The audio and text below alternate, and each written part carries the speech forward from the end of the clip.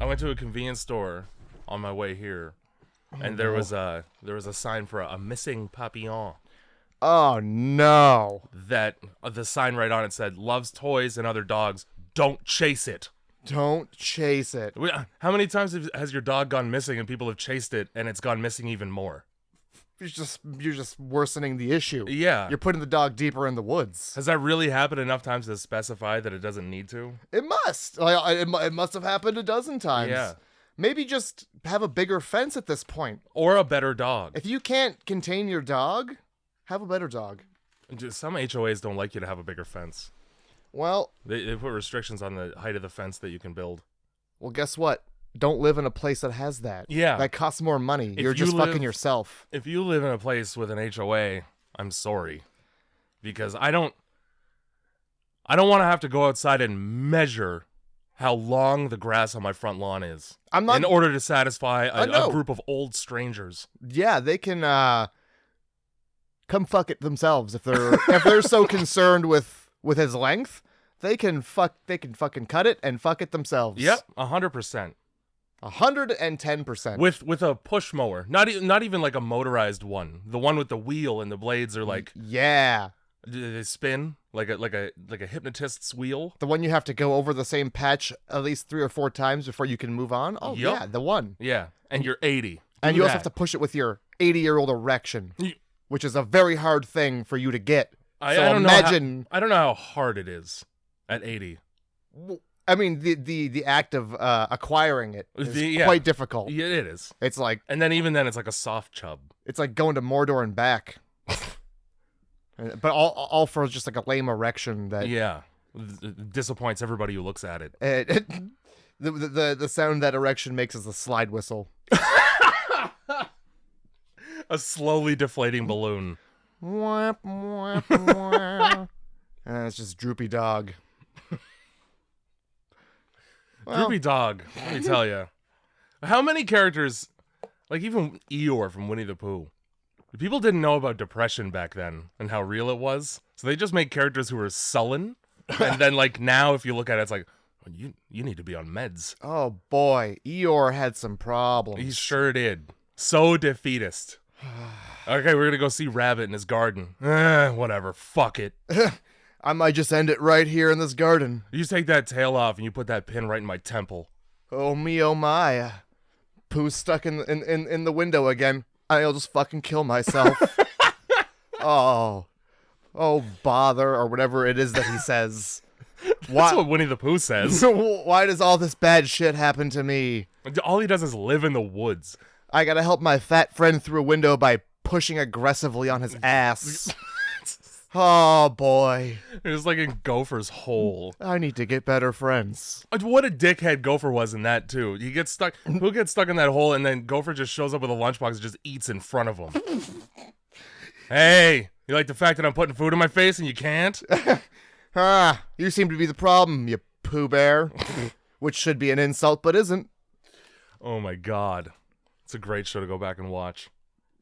I guess. And then Piglet just being gaslit into doing things he doesn't want. I don't remember any of that, but all right. Piglet's fucking like, I just want to stay home because I'm scared of literally everything.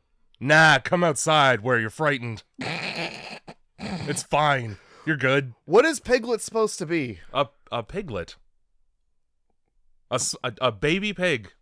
I don't know why he's bipedal. That doesn't make sense. And like, does he have? And none of these animals walking on their hind legs only makes sense. Well, yeah, especially the tiger bouncing really around don't on his like. ass. Not a huge fan of the fact that they first of all called him Tigger and then made him different. Made a whole movie about how different he is than anybody else because he's the only one of his kind. Wow, you watch a lot of little children's movies, Jay. This movie's about minorities. You see a lot of films that I don't. I've never watched the Tigger movie. I just know of it. Oh well, I know of it too, but you apparently have. Oh, I fucked with Winnie the Pooh so hard when I was a kid. I've seen them all 50 times. I fucked with him as hard as like people be like, all right, well you're a child. I'm putting in the Winnie the Pooh tape, and I'm like, well. If that's what's going in, that's what's going in then, huh? Nah. I guess I don't get a say. Chose to watch it. Y'all don't got Mr. Bean up in this bitch? Yeah, fuck Mr. Bean. You don't got no fuck. I like that live action Mr. Bean shit. I fuck with that heavily. No. The only good Mr. Bean thing I've ever seen is when he thinks that the middle finger is hello when he's in, like, France. Oh, yeah. So he just keeps flipping off people as he's driving by him. That's where I think he goes to America. And Okay, even better. And he's, like, flipping off bikers. Yeah. That's fair there. Oh, yeah. Mr. Bean, solid. Winnie the Pooh, B+. Oh. Yeah, I'm Well, sorry. I would switch those myself. I don't know. I've not seen enough Winnie the Pooh. Also, why are we? This has been a lot of Winnie the Pooh talk. I don't remember having that as the movie of the week. It was actually the 25th anniversary edition.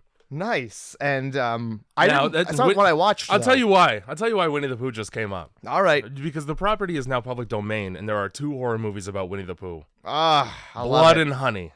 Blood and Honey. That's the name of one, and then they're going to second one. It's called Blood and Honey 2. Yeah. I'm gonna watch There's a them 1 both. and 2. I'll watch them. I'll Fuck watch yeah. them. I don't know if I'm gonna like it, but I'm gonna watch it. On the topic of bears and horror movies, after Cocaine Bear came out, I don't know if you've noticed, the newest one I've seen is Crack Raccoon. I'm not even kidding. Well, that doesn't surprise me one bit because the second Sharknado came out, Yeah. it was open season for animals. The Alligator Shark Tornado. There was one where like piranhas came from the sky or something. No, it was fucking not leeches, but the one with the teeth. Lampreys? Yeah, they came from the sky. I think it was like a tornado that sucked them up, and It's interesting. I don't know. It's interesting to see, like, because superhero movies get churned out. Oh yeah, You know, like Marvel at this point is basically like FIFA. I mean, You're gonna get one a year at least, there's and it's gonna definitely be the exact same as the last one. there's one a quarter for sure. Yeah. With horror movies, it's the same, but it's like every 4 months. One thing gets big, and then 3.5 months later, there's 3 other ones. Well, I mean, video graphics artists, they need work. There's a writer's strike right now. Like, they gotta find employment somewhere. Yeah, can you make a tornado full of sharks? I think I can cobble that together. Yes. Give me 2 seconds, or maybe days, and Adobe After Effects, and we'll talk after that. I downloaded the assets from another website. We're just gonna use these. They're free. Anyway, Grindhouse Movie Club. Yeah, is the welcome to podcast. it. I'm gonna burp. You turned away from the mic, but that was for sure picked up anyway. Oh yeah, I can see it. I can see the wavelengths over there. Great. Uh-oh. You disrespectfully drink that loudly. I had to wet my whole whistle. The entire whistle was dry? Jeez. It's a deep whistle. So anyway, thanks for listening to the podcast. Yeah, preach. Grindhousemovie.club is the website. If you're not on that, then go there. Do something. Go directly there. Go there. It'll be great. I dare you. We'll be best friends. What? I mean, thanks, Andrew, for the music. I'm just, what else? I mean, we talked a lot about Winnie the Pooh. I kind of spilled it all out there. I forgot what we were doing. It's important to softball people into the vulgarity. You got to start with something sort of whimsical. Yes. Before it goes all the way downhill. Mm-hmm. And we've got a steep hill this week. Yeah, a ravine, if you will. Oh, yeah, a ravine that features heavily in this movie. Oh, and it's a very important, pivotal scene in the film. It's a lot, yeah. You got what movie, first of all, did we watch this week? This week? Yeah. It's called Evidence, and it's either from 2011 or 2012. Or 2013. Huh, interesting. Depending on which IMDb page. Actually, it's a lie in a way, because they're right in 2013, another movie called Evidence came out that has the chick from Silent Hill in it. Okay. And I don't know, it's about like government agencies or some shit. But if you're looking up Evidence and you see that one, it's the wrong one. You want the one with the woman crying and a skunk ape behind her. Yeah, I guess that's what that is, huh? That's the best that I could surmise. Really, because what I got was dude in ghillie suit. Same thing. Basically, that's one's the just thing about stinkier. weird cryptids, man. Like, more often than not, it's a person in a suit. That old Bigfoot footage, debunked. Yeah. Like, the best big footage ever to exist. It's obviously because somebody stabilized it because it was very shaky, the footage. And when it's stabilized, it's quite obviously just a man walking. A man walking with like an 80s horror movie level gorilla suit on. I hate it. Yeah. Decades that fooled people. You know what? I think I prefer it to be shaky. Yeah. At least you could, suspend a little bit of disbelief and believe that there's some magic in the world that way. I think I'm probably just never gonna watch that and just continue to go, well, did you see that really good footage? And pretend like that doesn't exist now, until you encounter another person like me, who has to just destroy hope. I'll unplug the internet if you bring that video on. I'll unplug it right now. I will go downstairs and I will yank the cord right out of the wall. That's fine. Well, you're never gonna get it back in then. That's hardwired. It's fine. I don't. I'll start using the neighbor's internet. I don't care. I'll figure it out. You got 2 sentences or less for evidence. 2012. I don't know what's worse, the bad boyfriend or the movie in entirety. I couldn't figure it out myself. This is gonna be one that we disagree on, I think. Oh, okay, good. I think this might be the first. Mine is this movie takes place in the forest. So it makes sense that it spends so much time beating around the bush. I like it. And then I have another one. Oh, okay. Actually. The most unbelievable part of this movie is that any of these characters are friends with Ryan. Yeah. It's really weird that they keep that guy around. And I know I said the word gaslight already, but this guy, his whole character is to gaslight people into continuing to hang out with him. And then in the meantime, instigate the shit out of them. It's almost like he just dragged them too far away to get away from him. And now they have to be with him no matter what. This movie is about a guy that's trying to do a documentary on his friend who doesn't want to be a part of it whatsoever. Yeah, the documentary has zero synopsis. There's no message. No mission statement. It's just a fucking movie about Brett. Yeah. And Ryan, the man who is filming it, is so invested in this, like it's going to be his big break, that he actively sacrifices the safety of everybody around him in favor of continuing to film. And people put up with it for way too long, given that throughout the movie there's not a single redeeming quality about him. Nope. Aside from the fact that he got the RV hookup from a porn star. I'll tell you, Brett isn't that great either. No. Really boring guy. Kind of a... He's got a decent sense of humor. Kind of a wimp. Kind of a wussy. He is a little bit. Although I do sympathize with him. I mean, he throws a couple tantrums throughout the film. They're deserved. That's fine. I'll give him that, but... I don't want to watch it. It's awkward. There's a lot of awkward watching a grown man throw a fit. I just like, oh, man, come on. Just punch him. Yeah. Oh my God. The fact that Ryan didn't get stabbed in the neck at any point in this film by any of the other characters is baffling to me. Yeah. Especially when he takes a turn. He goes from like just being a guy to being like a dickhead to being a shithead. Yeah. It just goes further and further down. Yeah. Shit rolls downhill, as they say. He's in a tube. The more we progress, the stinkier he gets. Well, they're outside camping. That just makes sense. So, the movie starts with a typical found footage horror movie. Somebody wiping the lens down. Wiping the lens down and then just feet walking. Mm-hmm, because you always keep recording. No matter stop. what. And make as many references to the fact that you're recording as you can.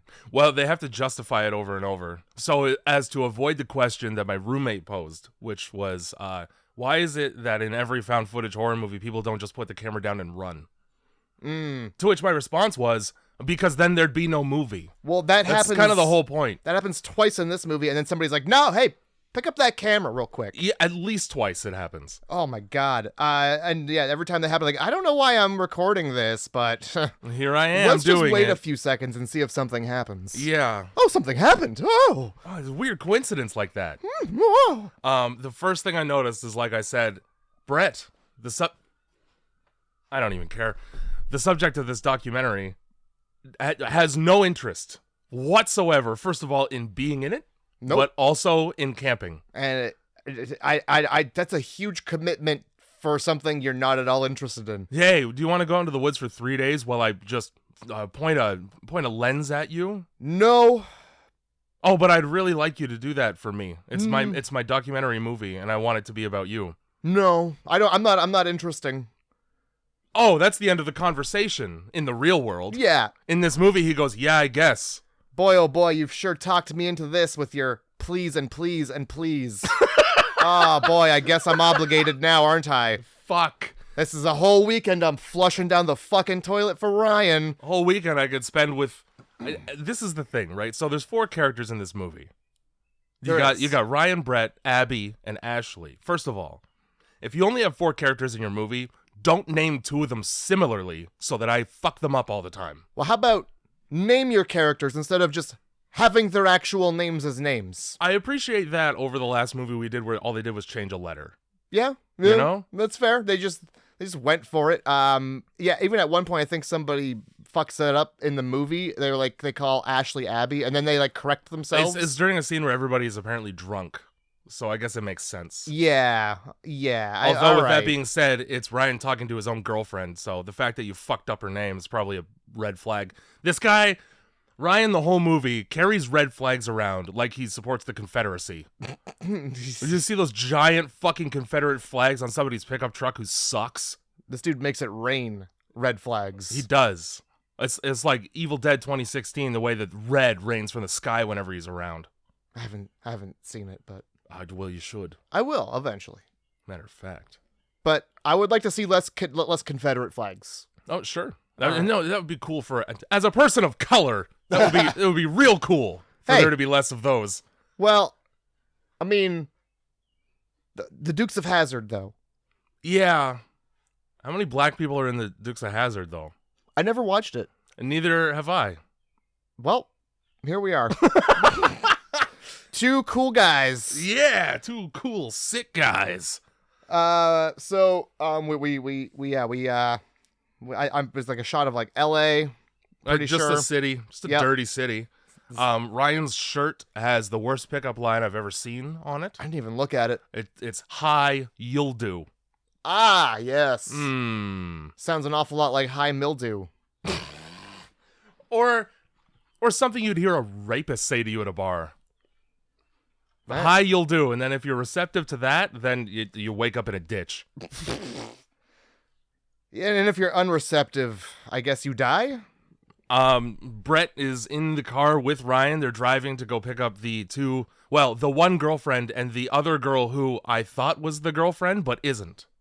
Yeah. She just is. That's made clear. Yeah, oh my God, is it ever. Also, don't forget that when he walks in, Brett's like, hey, oh, you're filming already. And then Ryan's like, yeah, this thing is awesome.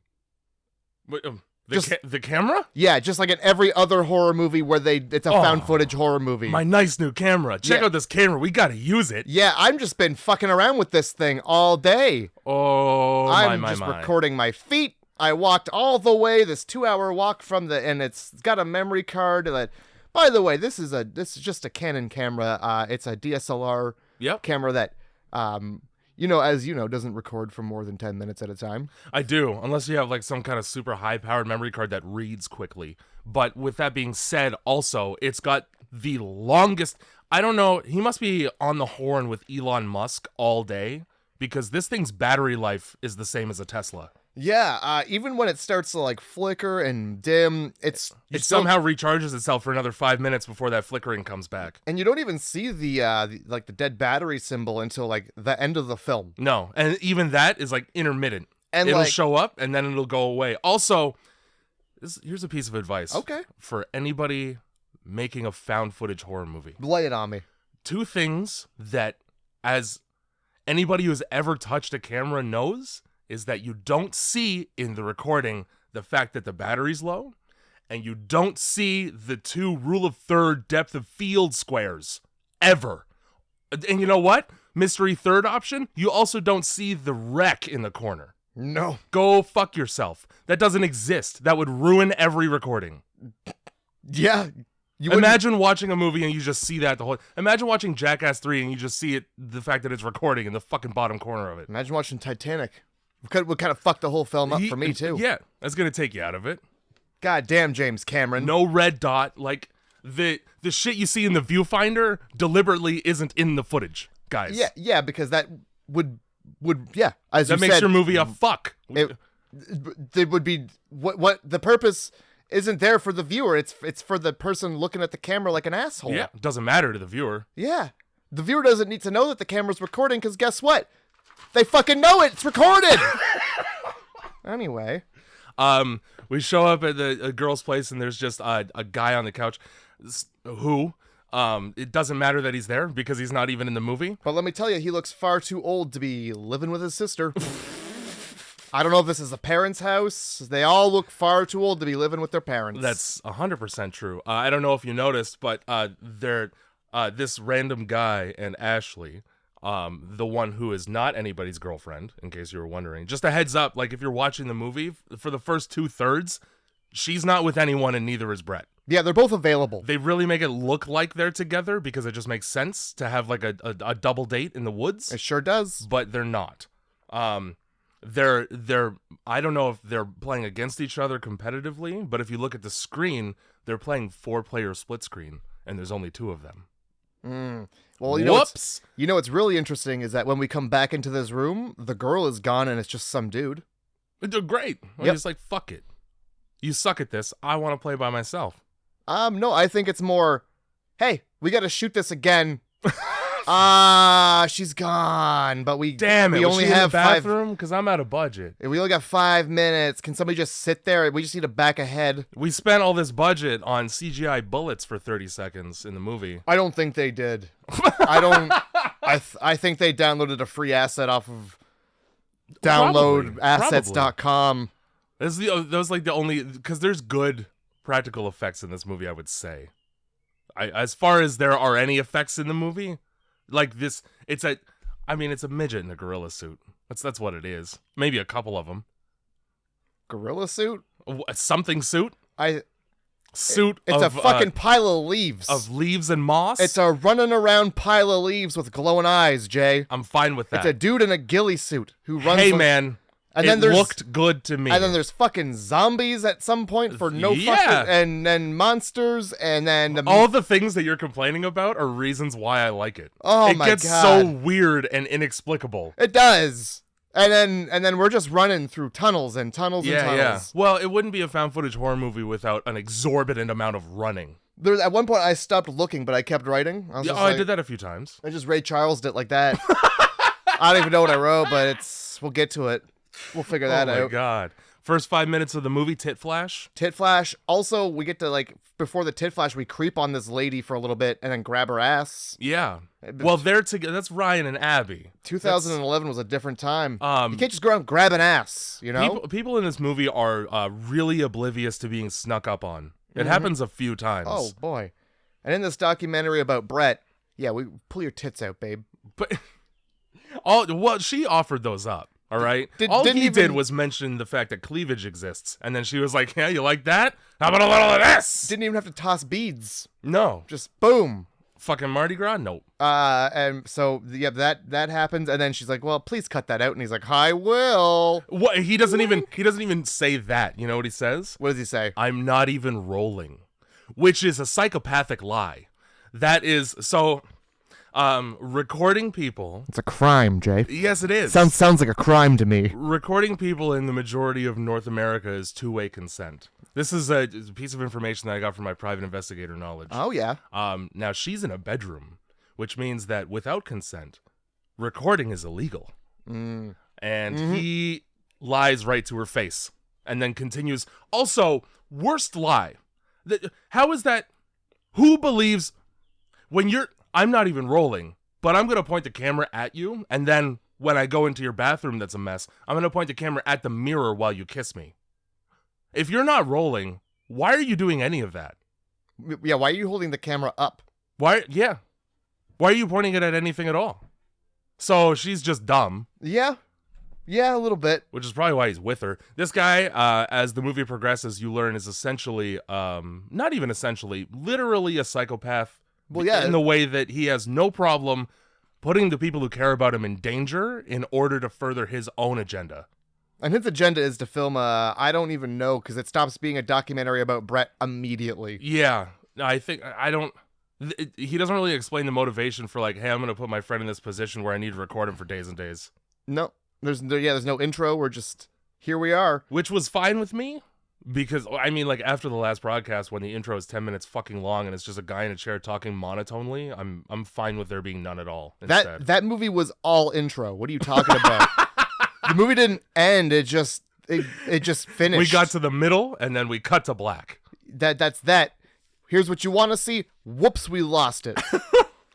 So let's not gloss over. Okay, let's not. I like that gay little wave you did. Matt, it's Pride Month. It is Pride Month, and I did hear that. I disregarded that sentence. Abby is just trying to, like, usher him out of her bedroom, and he calls her wave gay. All right. Nice wave, queer.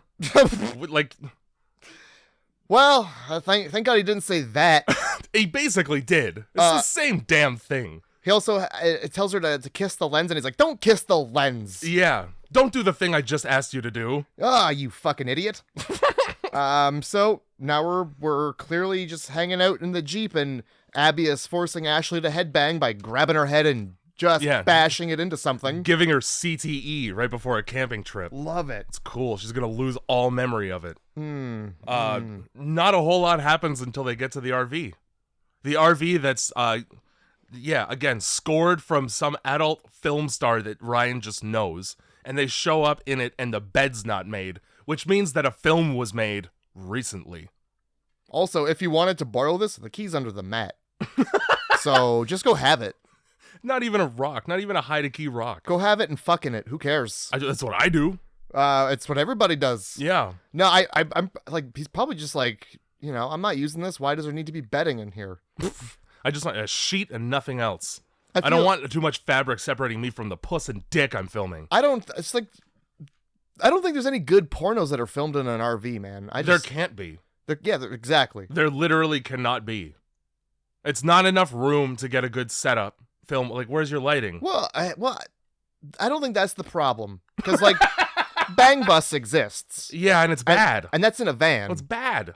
My problem is the wood paneling that every RV has. Well, that's just fitting in with every other porno made in the 70s. All you need is a mustache, and you're making a period movie. Hopefully, you're not making a period movie. Yeah, it's fresh sheets. He springs on his own girlfriend, the fact that she's got to drive the RV at the very last second. Does he ever? How about prepare anybody who's going on this camping trip for what they're in for? How about have a discussion about the camping trip? No, we need somebody to drive this. 1, 2, 3, not it. Ryan just puts people in a position where they have no choice but to do what he says. Yeah. All movie. Well, I'm not going to ruin the camping trip by not driving the RV. Exactly. You can't say no at that point. So there's just fucking travel shots. Yeah, lots of them. Banter that serves no purpose other than to get us through these travel shots. Not a single person, except for Ryan, is enthusiastic about this camping trip. Well, there's all of them have something that, like... These are city folk. What do you expect? Any one of their reasons for not wanting to go would be reason enough for me to say, hey, I'm not going. You know what would be a way better documentary than camping in the woods and just filming Brett being pissed off? We're in an RV. Let's just go hit the road. Yeah, man. 2-week road trip. Boom. Maybe one of us gets murdered. Maybe. Or as Brett was worried about getting typhoid. So, oh, yeah. Like, but that's a possibility, not? Such a good idea to do a camping trip documentary with the guy who worst cases the idea of going out into the forest. Yeah. Hey, man, let me just run down a list to your face of every single possible thing that could go wrong for us. And don't I sound like a fun person to be with on a camping trip? Ending with typhoid too. That's which is, you don't get that from dirty water. I mean, I don't know. I actually don't know where you get it. I think you get it from banging Typhoid Mary, don't you? Yeah, getting near her. You gotta put it in her and swish it You don't around. even have to. You just gotta be in a room with her for a few minutes. Oh, she just existed, and people got typhoid around her. Nice, like I'm a glad wind they locked turbine. Her. I'm glad they locked her up in that nut house. Well, she's dead now. Well, yeah, good, good. I'm glad she's fucking dead. Holy shit.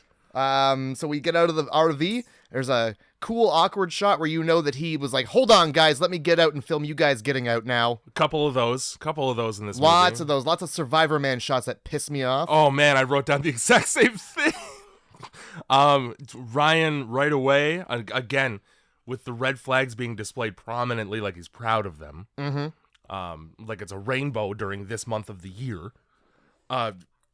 Loves filming dead animals. One of the first shots that you get in this movie is a dead rat on the sidewalk. I was honestly expecting him to like just kick it.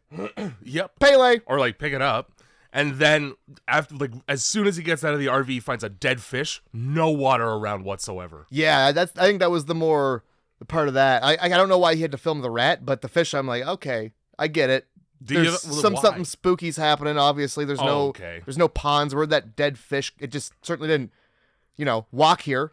Once again, like the last broadcast, we drive to a place and then get out and walk further. Yep. Like a lot further. Yep, we get out of the RV and then, not tell anybody, but here's the part where we're going to walk half a kilometer. Sorry, half a mile. Half a mile, which is a kilometer. Oh, shit. Fuck. Or like 2/3 of one. I don't remember the goddamn conversion. Kilometers are bigger. That's what you got to take away from this. Or yeah, they're thicker and more girthy too. Yeah. Fuck you, America. Metric. Get on the system, bitch. Shout out to my British friend Lauren, who didn't know that her entire country uses the metric system. Shout out to Metric the band. They used to be good, and now they're not. Do they still exist? Yes. Oh no. They do, and it's not anything like it used to be. What's that song? Monster Hospital or something like that? Oh, who knows? So we get out of the RV and it's like, all right, so we got to walk a half mile into the woods in this direction. Mm-hmm. Great. Takes them forever. It takes them so long. That's not a very long distance to walk. So I used to live in the country. Sure you did. And the access road to my neighborhood was, I believe, 2 kilometers long. Goddamn. That walk, 2 kilometers there and back to the highway and back to my neighborhood, about an hour and a half. Oh. So half of that, maybe 45 minutes. Okay. At most. And that's walking without purpose. That's walking because it's nice to do so. Let alone, I have this heavy-ass backpack on me that I want to get rid of, so let's hurry up and get to the fucking campsite right away. And then go back for more shit. So I don't know how it didn't take them half an hour to get there. Yeah, I'm agreeing with you is my point. Yeah, I thought like a half mile was like a 15-minute jaunt. If you're jogging. A stroll, maybe. Yeah. But, so we get out and we walk further. And when we get to this place, is where we like set up for like the interview shots. These really awkward. Let's do our talking heads that nobody wants to do. Nobody wants to do these. Not a single, and I'll tell you why. Because it's terrible and it serves no purpose. Especially when, and here's the thing about doing interviews with people. What's his name? Sean Evans from Hot Ones, the host of Hot Ones, and Nardwar. Oh, yeah. Have a lot in common in that they dig deep into people's lives while they're doing research for interviews in order to ask compelling questions, potentially catch people off guard so that they can answer a little bit more honestly, therefore making the interview entertaining to watch. Ryan chooses to go, just talk to the camera. Yep. And he just walks away. And nobody wants anything to do with it, number one. So, like, what? I'm going to put you in a situation you already don't like, and then I'm going to make you lead it. Well, I enjoy that Brett decides to lead it right into the same question I had is, why did we need the RV if we were going to walk a half mile into the woods? Great question. Well, couldn't we have just taken my car? No, because... Instead of the semen-covered, I don't want to bring luminol in here, what kind of fucking house-coated bearded man was in here 30 minutes ago RV that you made us take? Smells like taint in here. Smells like taint that's been worked vigorously up in this. It's wafting up in there and... Ew! Well, it's burning my eyes. I think I've just contracted pink eye from blinking. You know the smell. You know the smell. I don't, and I don't want to. fuck? Also, like, you have 2 tents and maybe 4 backpacks. You don't need an RV. Well, they have, for some reason, there's 3 tents, and that's probably because... Were there 3? Yeah, there was 3, and now that we know that those people weren't dating, that's probably why. I'm confused as to why Brett and Ashley were in the same tent when they're talking mad smack about the guy within earshot. Because they didn't... They didn't want him to overhear, and the tent flaps are so thick. But I'm 5 meters away from him. Yeah, well... And I'm going to tell a story about the time that I learned that he's psychologically unhinged. Well, it's probably a little quieter than doing it right outside of his tent flap. Didn't matter. You might as well whispered it right into his tent flap. I guess he's got the ears of an owl. Peel his flap back and whisper right in. Oh, geez. You're a crazy man. You're a crazy fucking man. It's a fucking miracle you have 3 friends to cobble together for anything. Yeah, we're just here to make sure you don't kill anybody. Because you're gonna. Fuck. Well, he doesn't. No. But, you know, like in a different situation, it wouldn't have been that much of a surprise if he did. Part of this movie, the first time that I saw it, I wondered if just he was going to kill all 3 of them in the woods and then leave. That's his documentary. That's honestly, as soon as he started getting rude to everybody, I was like, oh, well, he's killing it. He's going to kill him. Yeah, That's he's why working his way up. He's treating them like shit. The same way you treat cattle like shit. I don't know. I'm not a farmer. I assume they treat animals like shit. I do appreciate that everybody chose to get drunk, because what the fuck else do you do when you're camping in the woods? You know? Oh yeah. Oh right. Also, we forgot. There's tits. Ashley also pulls just her ass out. I must have missed that part. Oh, it's when Brett's like, oh, I fucked my ankle up. And she pulls her ass out? Yeah, she's behind him and she pulls just her ass out. Oh. She pulls her pants down just enough that her ass is out, but not enough that you see the danger zone.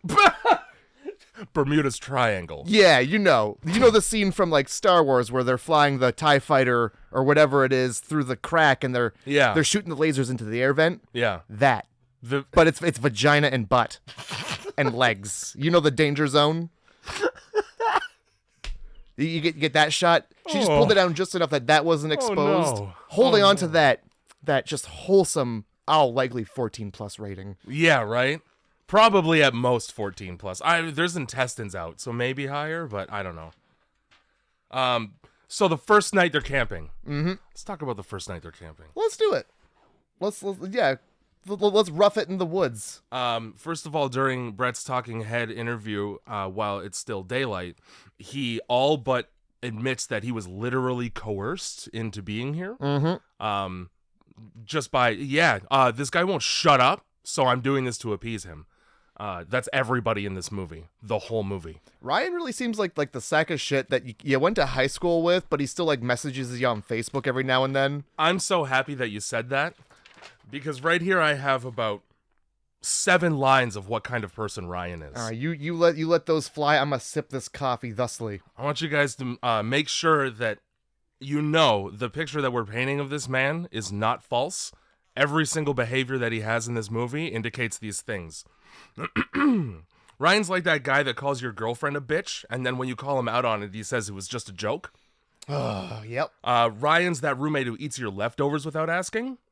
Ryan goes to the store without asking you if you want anything. Ryan makes out with your ex at a party the day after you break up. Ryan deliberately speeds up when there's a squirrel in the road. Ryan shows his 8-year-old brother videos from bestgore.com. Ryan kidnaps strangers and calls it a social experiment. Oh my god. Oh, Ryan, no. That's Ryan. Ryan. What is this? A thing that I want? Don't mind me. I'll step on everyone to get it. Mm-hmm. Fucking Ryan. Fucking Ryan. Let me tell you. And that's my roommate's name, and he's nothing but nice. So this man's just sullying the name. He spells it differently. That's true. It's Ryan, not true. Ryan. I mean, that's the fault of what he refers to as Konglish, which is Korean English.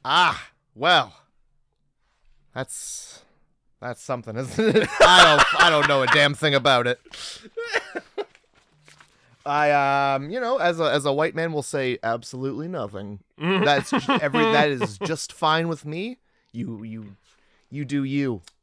So the first night in the woods here, the second that I hear a death metal high scream in the woods, and I'm not in Norway looking at a blaze in the northern sky, I'm leaving.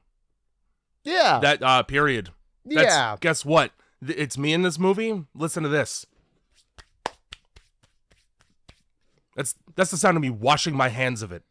That's me going, this is the last call for the getting the fuck out of here train. It sure is. As a matter of fact, how much are tents? $110? I'll take the L. Mm-hmm. I think I'll just leg it back to the RV. Yeah, I don't see myself camping again if this is what's out here. The tents can be left for nature. I'm half a mile away from a road and this is already happening? Yeah, no thank you. The tents are, clearly this isn't for me. I don't need any of this. No. And let me tell you, if you want a masterclass in gaslighting, watch this scene and just focus on Ryan's dialogue. No, it's coyotes. No, you're retarded. It's coyotes.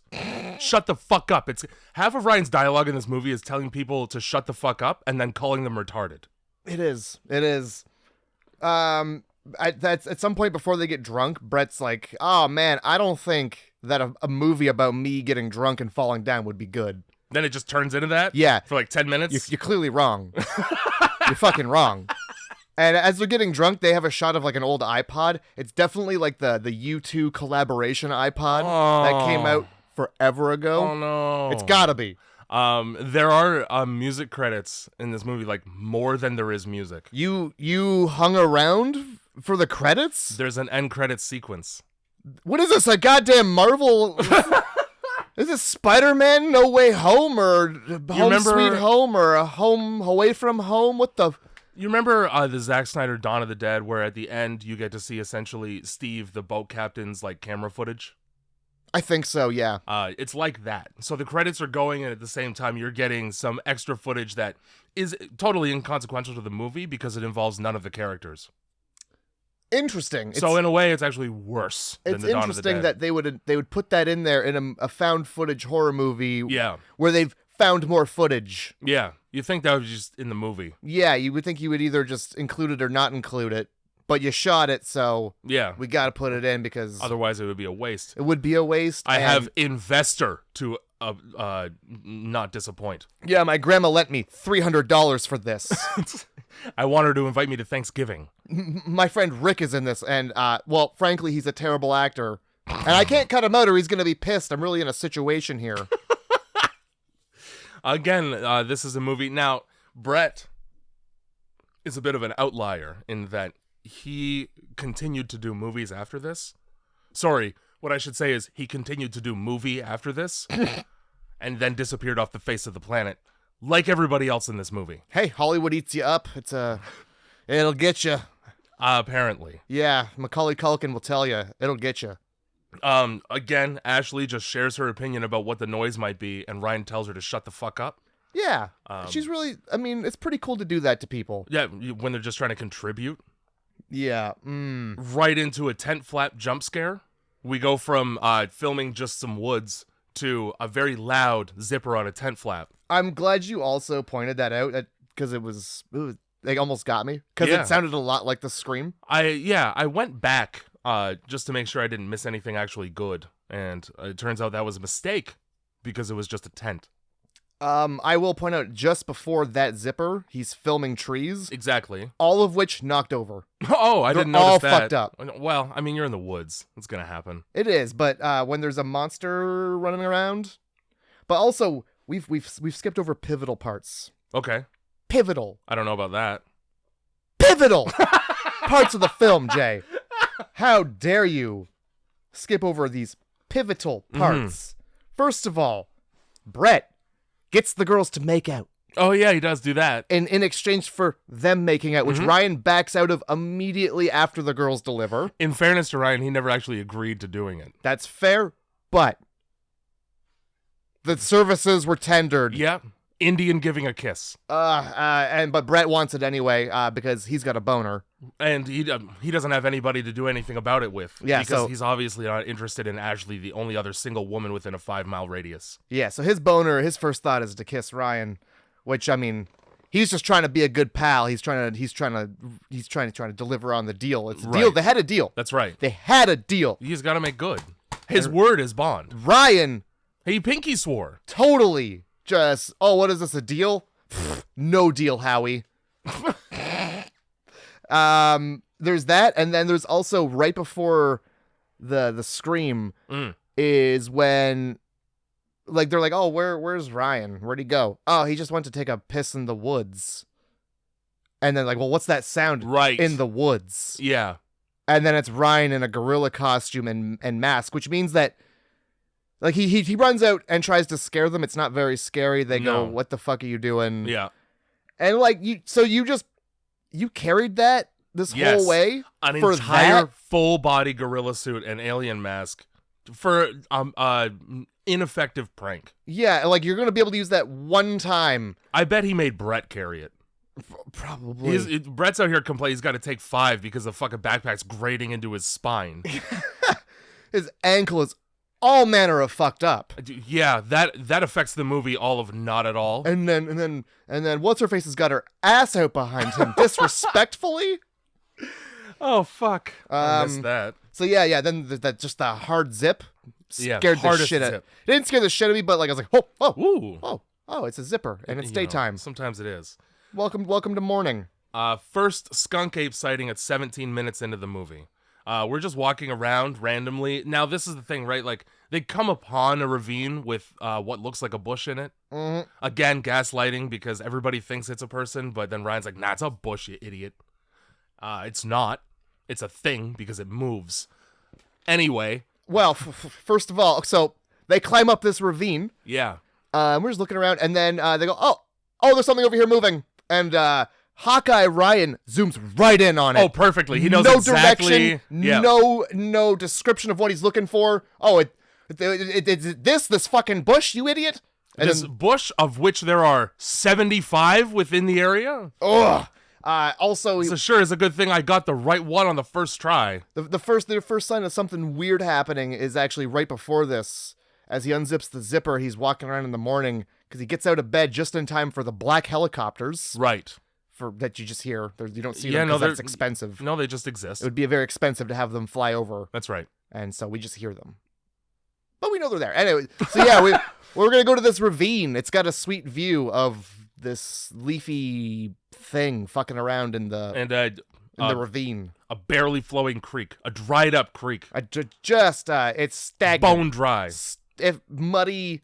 Makes even less sense that there's a fish on the path because nothing swims in that except for Giardia.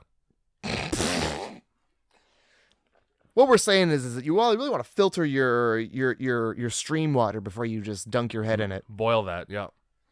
Yeah, here we are. I gotta find where we are, actually. What? The fucking monster down there. They're arguing about whether or not it's a living being, and then it gets up and fucks off. And then it makes the same noise that you heard last night, which means leave. But nah, I'm gonna drag my girlfriend down there so that I can better the film. Yeah, and like, I didn't really realize he dragged her down there. I thought she was just voluntarily going down there. There's no fucking way she would have, because everybody in this movie is smarter than Ryan. Every chance Brett gets after this, he's like, your fucking girlfriend is here, man. Yeah, he says that a lot. You're being a dick, and your girlfriend is here. Why are you trying to white knight my girlfriend? Yeah, why don't you fuck ass out girl over there? What? She's clearly into you. She put her ass out behind you. I saw it. Yeah, she gets all up in your tent later. So, yeah, I as he's looking for this thing, they go down into the ditch, and Ryan fucks everybody by saying, "Oh, don't worry, it's gonna be more afraid of us than we are of it." Here's the thing, it's not bear shaped. Nope. That's the only thing that you can say that about. I mean, it was kind of bear shaped. It was sitting there, and then it got up and like kind of ran on its all fours, and I was like, oh, a bear. A bush bear. Bear's front arms are not longer than the back. Well, pretty even on a bear. Fucked up bears are. Just a fucked up bear. Either way, when you see a bear in the woods, don't investigate. Turn around. Now we're going to go down there, though, because I want to get sick footy. Yeah, worst case, it's a bear. Best case, it's a bear. There's no good case. It's a wild animal. Brett and Ashley smartly stay right up on top where bears can't climb. And also refuse to direct him to where, like, they saw it. Yeah, because why would you want to enable shitty behavior? To better the film, Jay. Oh, yeah. Well, exactly, though, because we're 20 minutes into this movie, and everyone is fully over this movie being made. Nobody wants a part of it anymore. At all. I don't think anybody wanted a part of it. The people would be like, I mean, I guess it could maybe be fun. And that was about the level of optimism about it. And that went into the toilet once they realized that Ryan was willing to put everybody in danger just for the sake of his own movie. Yeah. Well, it would be sick footage if all of my friends died and I was the only survivor. Let's chase a gigantic animal through the woods. I don't know what it is. It's only wheezing and screaming. Like a human goat. I don't know. Like a human goat with asthma, like a fucking skinwalker. So they're down in the gully, and they, Yeah. I don't know. There's just like noises in the woods. It spooks everybody off. Fair. And we go back, and this is I think where we get Brett being like, "Hey, this is your girlfriend's right there." I've been waiting all day and night to unload every grievance that I have with you. So let me do it right now. I am untethered, and my rage knows no bounds. Also, like, I mean, you know where the fucking RV is. If you're that pissed off, just leave, bro. Just stay in the RV for the rest of the trip. Who cares? If he's making a documentary about you, he has no choice but to follow you. To be honest, you're in the power position. If you were in the woods a half mile, guess what? I'm sleeping in the RV. I'll come visit you. Yeah, I'll come visit you during broad daylight. 2 different camping trips we're having, but I'll visit. And mine's better. Yeah. So Brett's pissed off, Brett has to piss. Yeah. And Ryan follows him. I don't know why. Me neither. It this doesn't is where make he's any like- sense to do that. He's like, this is not how you treat your friends and your girlfriend. Yeah, especially your girl. And it's really cool that, like, this is when you have the revelation about what kind of person your friend is. Because later on in the movie, he's like, I've known him for 10 years. In 10 years, you couldn't clue into this guy's nightmare personality? Well, there was that one time where he, God, what did he do? He, like, made the guy crack his skull open and then just drank his beer. Well, this is basically where we're at. After this whole argument that goes on forever and nobody wants to talk to him, and then Ryan goes, and this is when I realized what Ryan does as a person.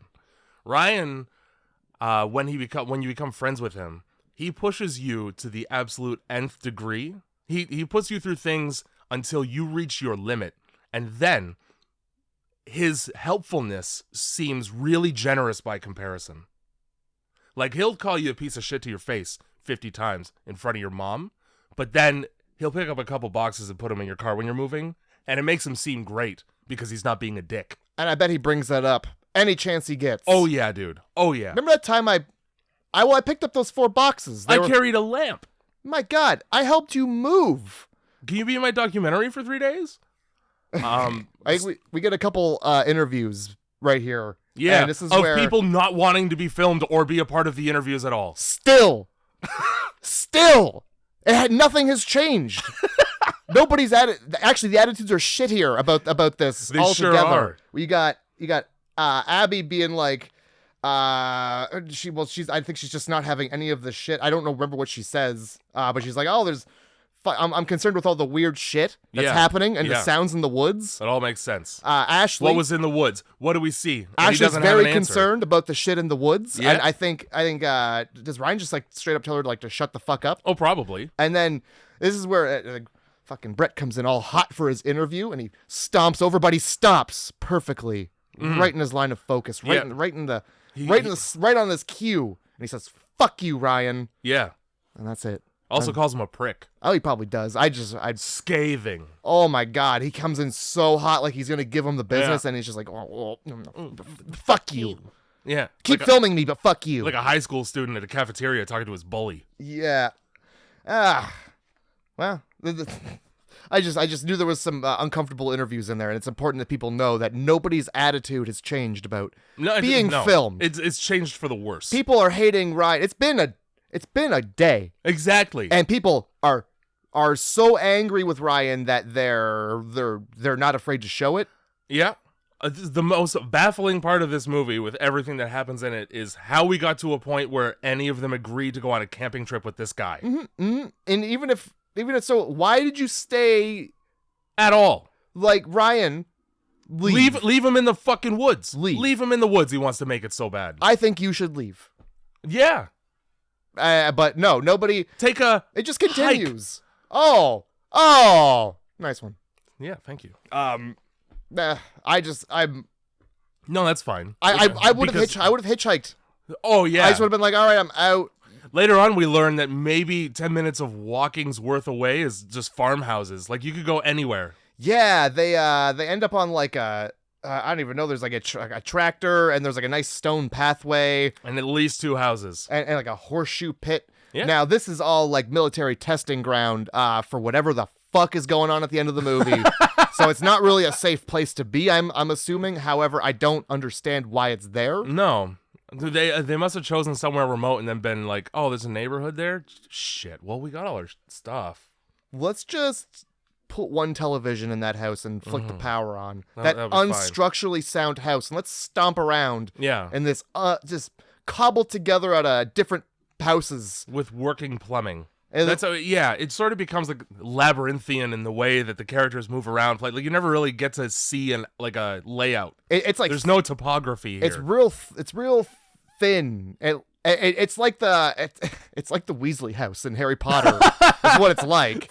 It's real tall and thin. The poor ginger house in Harry Potter? Yeah. The most impoverished people happen to also be a racial minority house? Yeah.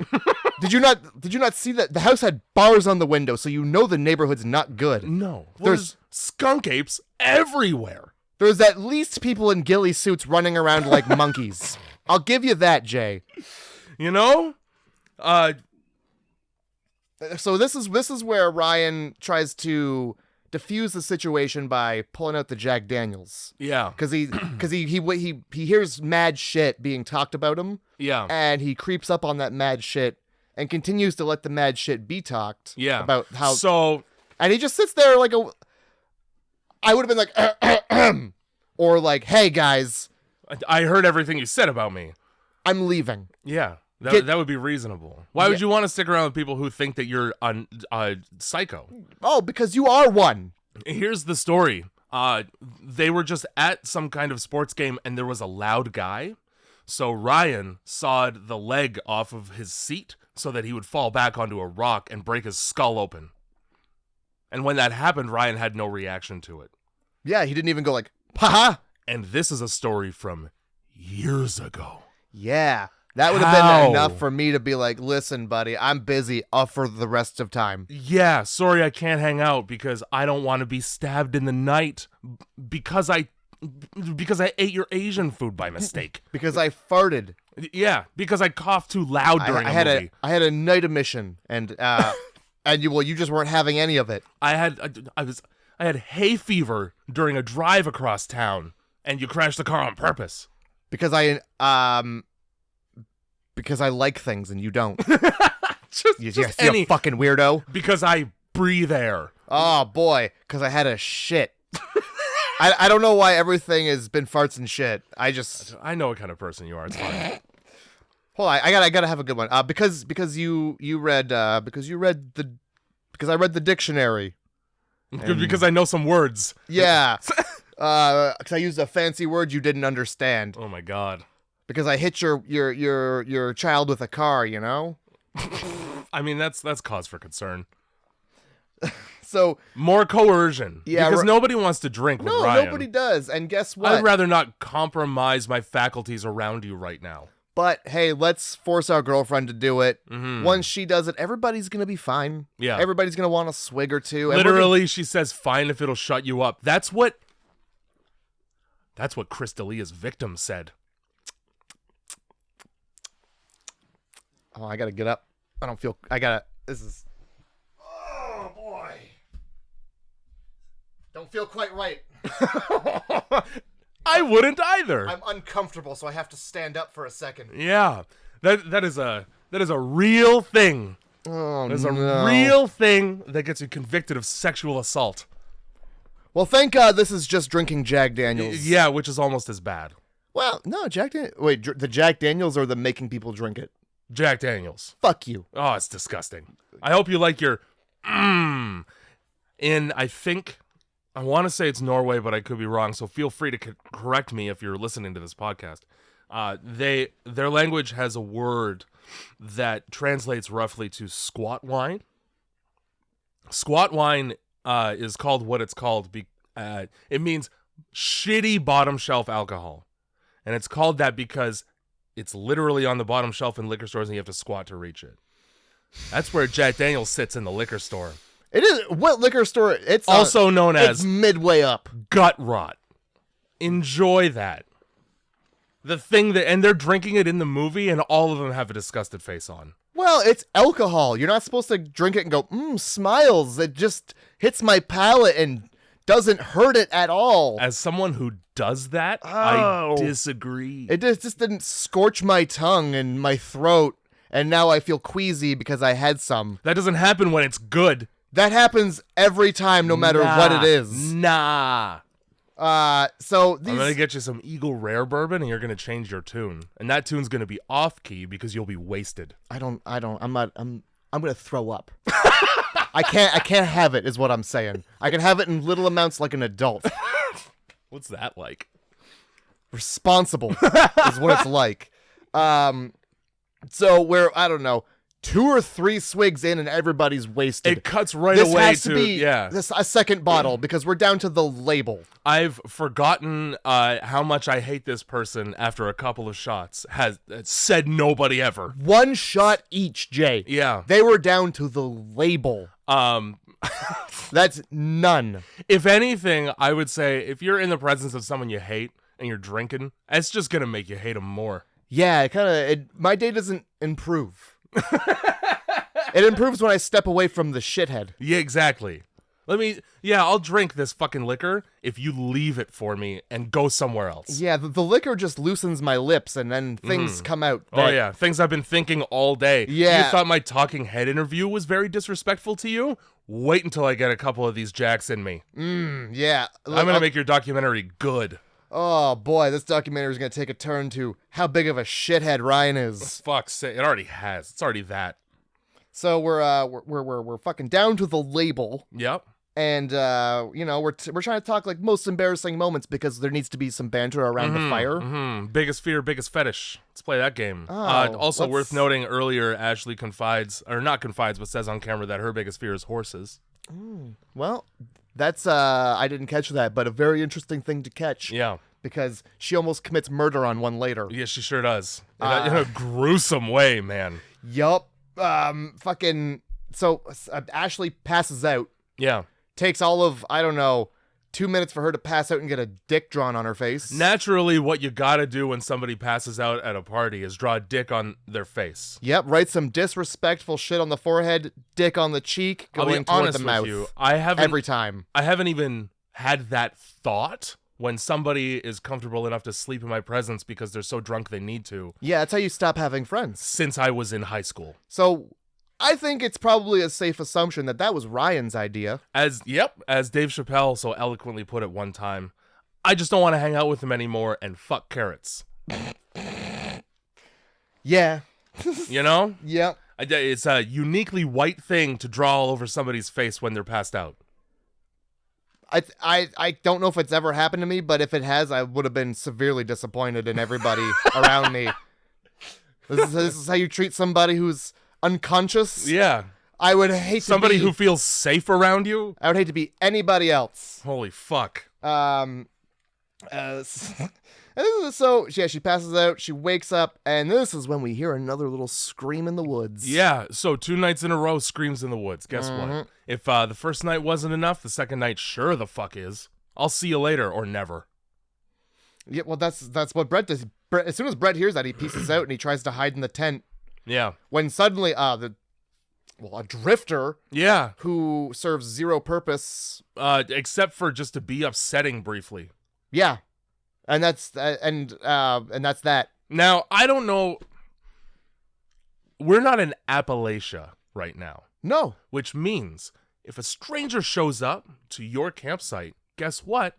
End of campsite, because there's a stranger here now who's making himself at home. In a military jacket and who looks like he hasn't showered in weeks. So I started to assume that he was like a vet, but I think sure he's looked just like it. I think later in the film we can assume he's just wandered off the camp. Right away. Nice fire. You mind if I join you? Yes.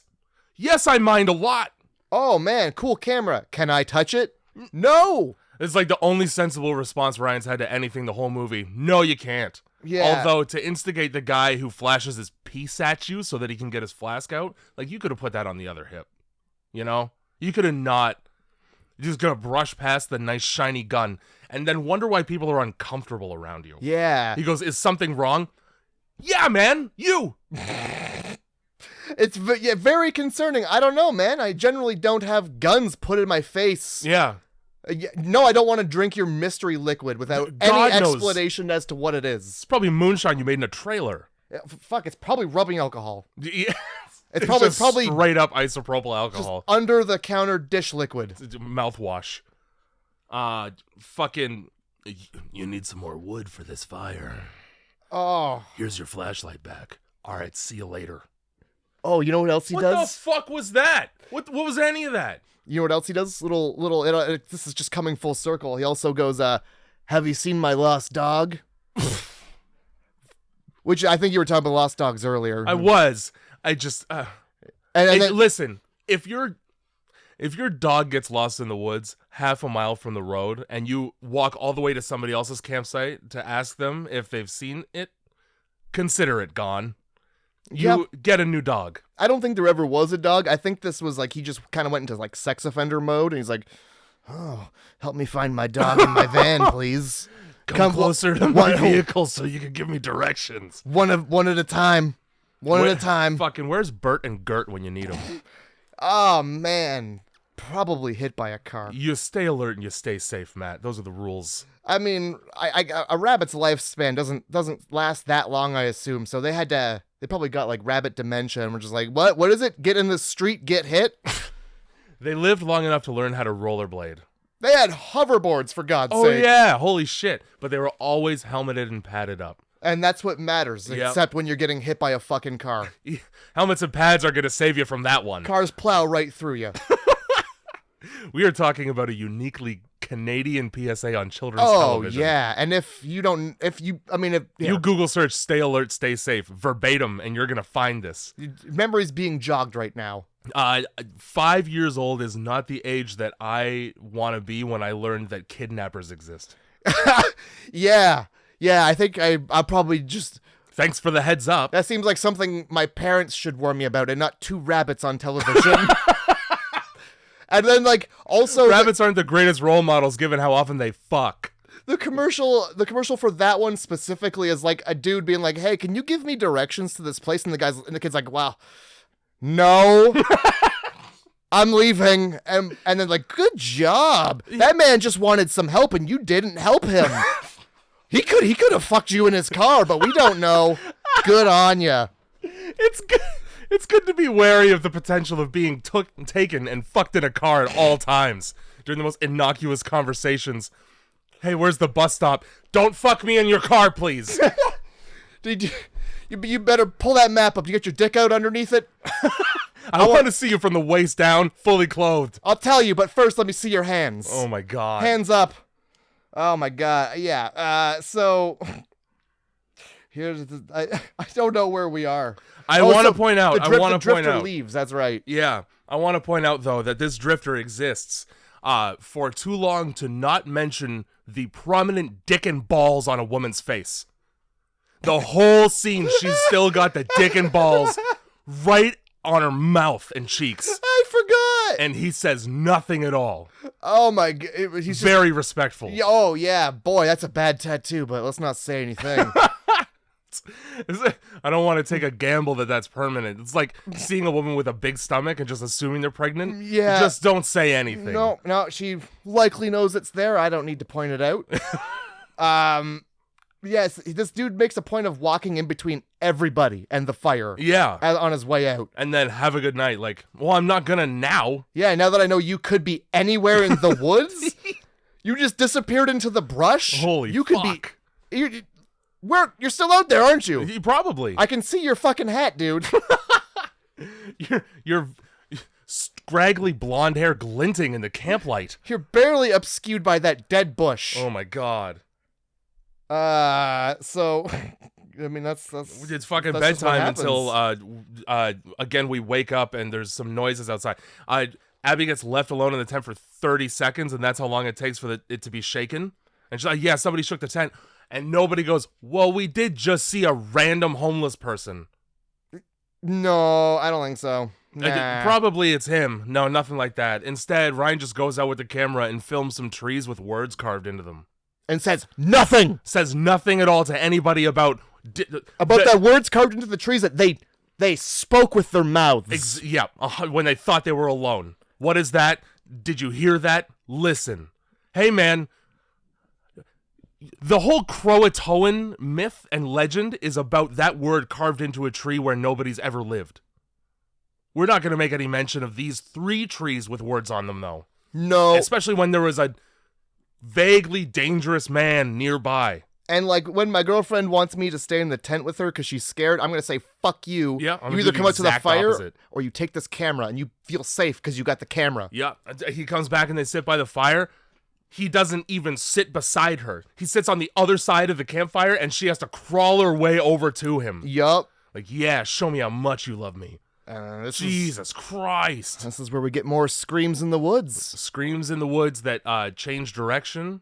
And then for some reason the camera gets knocked over. The camera gets knocked over so that Ryan has a reason to scream about grabbing the camera. Yeah, and so what doesn't make sense to me is that if something is knocking over the camera, I'm sure as fuck not gonna run towards it. No, but Ryan is, because he wants to get footage for his document. I think what happened was Ryan realized that his documentary was falling off the rails once everybody began to openly resent him. Mm-hmm. And so he's got to make good on his promise to his grandma. And her poor, he's not going to get any inheritance if he doesn't deliver on this. This has got to go to Cannes Film Festival. Kevin Smith goes to that thing. On her deathbed, all she wanted was a documentary about Brett that didn't suck. And I said, God, a documentary about that nice boy from high school. God damn it, Grandma. I'll do it for you. Ugh. Brett sucks as a person, but I'll make this interesting. Don't you worry. We'll take him to the woods and scare the shit out of him. I got a gorilla suit and an alien mask. So at this point, I was kind of like, it would make sense that Ryan has just orchestrated all of this in order to scare the shit out of his friends. First of all, because he's a piece of shit, but because that's something that I could envision him doing to make his film good. So there's a little bit of like, okay, maybe it's Ryan just fucking with everybody. I thought that for a little bit until well, he died. Yeah, yeah. Until he died was right about where I stopped thinking that. Yeah. So there's So he doesn't even. But like, this is where he screams at his girlfriend to pick up the camera. Yeah. As he runs off. So I don't think runs off toward, like, he passed the camera in order to do that. And how is he gonna film anything of what he's doing if he doesn't have it? Yep. So why are you chasing it? Great question. For what? To what extent? In order to rope my girlfriend into being killed with me, maybe. Yeah, you're just gonna have. I'm certainly not gonna die alone. He's gonna be despooled in the woods. That's exactly totally what happens. That's what happens in this movie. Precisely what happens to him. Holy shit.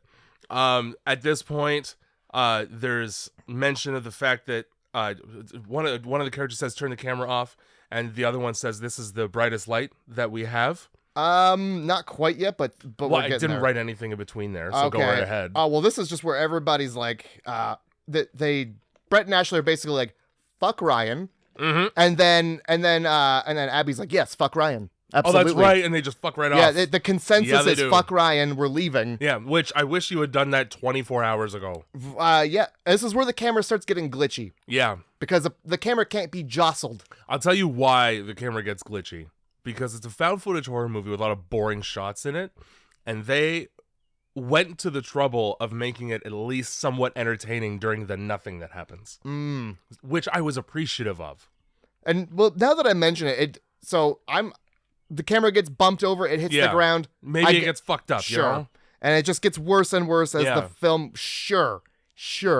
But how else are you going to cut from scene to scene without having glitches in your found footage horror?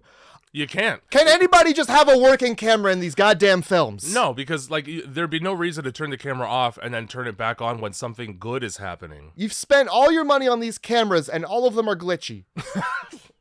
The supernatural, man. It's electromagnetic. They fuck around. It's a dude in a ghillie suit running on all fours, Jay. There's literally nothing supernatural in this movie at all. It's a leafy Ewok. It's all that shit is. A leafy walk.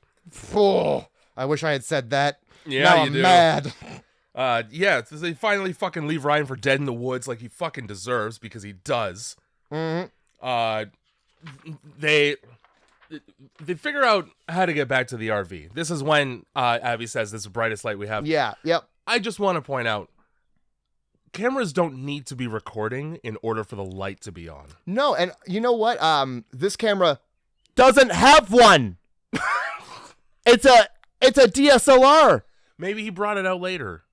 Maybe it was in his bag for nighttime. Sure. Sure. Yeah, the flash. I'll make flash. excuses for this movie all goddamn day. Absolutely, the flash would always do that too. It stays on. It doesn't flash. I guess there's LEDs you could get on the top of them, but I don't believe it for 1 second. You know they want you to believe it's one of those old VHS tape cameras that has that light on it. I'm just, maybe he packed a ring light, I don't think he did. I don't think he did. You wouldn't have thought that far ahead. This No. documentary is already slapdash. I really feel like he just first got this camera and this is the first thing he does with it. But yeah. I mean, they Just to test it out. Yeah. Oh man, look at this thing. It's so cool. I hate it when people say, look at it. This thing is so cool. This camera's so cool. Oh man, This camera's great. This camera I got is neat, and I'm recording me saying that so that I can remember that it's neat later when I'm old. Please put the tape in. How was that camera? I want to had? remember how neat the camera was. Fuck, that camera was neat. Look at that. I remember the day I said that was neat. Holy shit.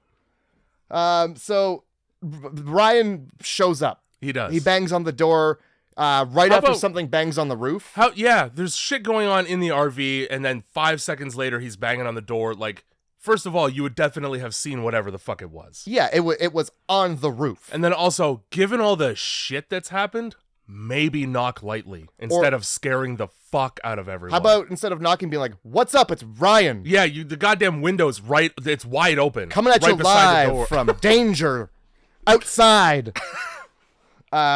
So he comes in, and his main concern at this point is not the RV that he's borrowed. It's not like the safety of his friends. No.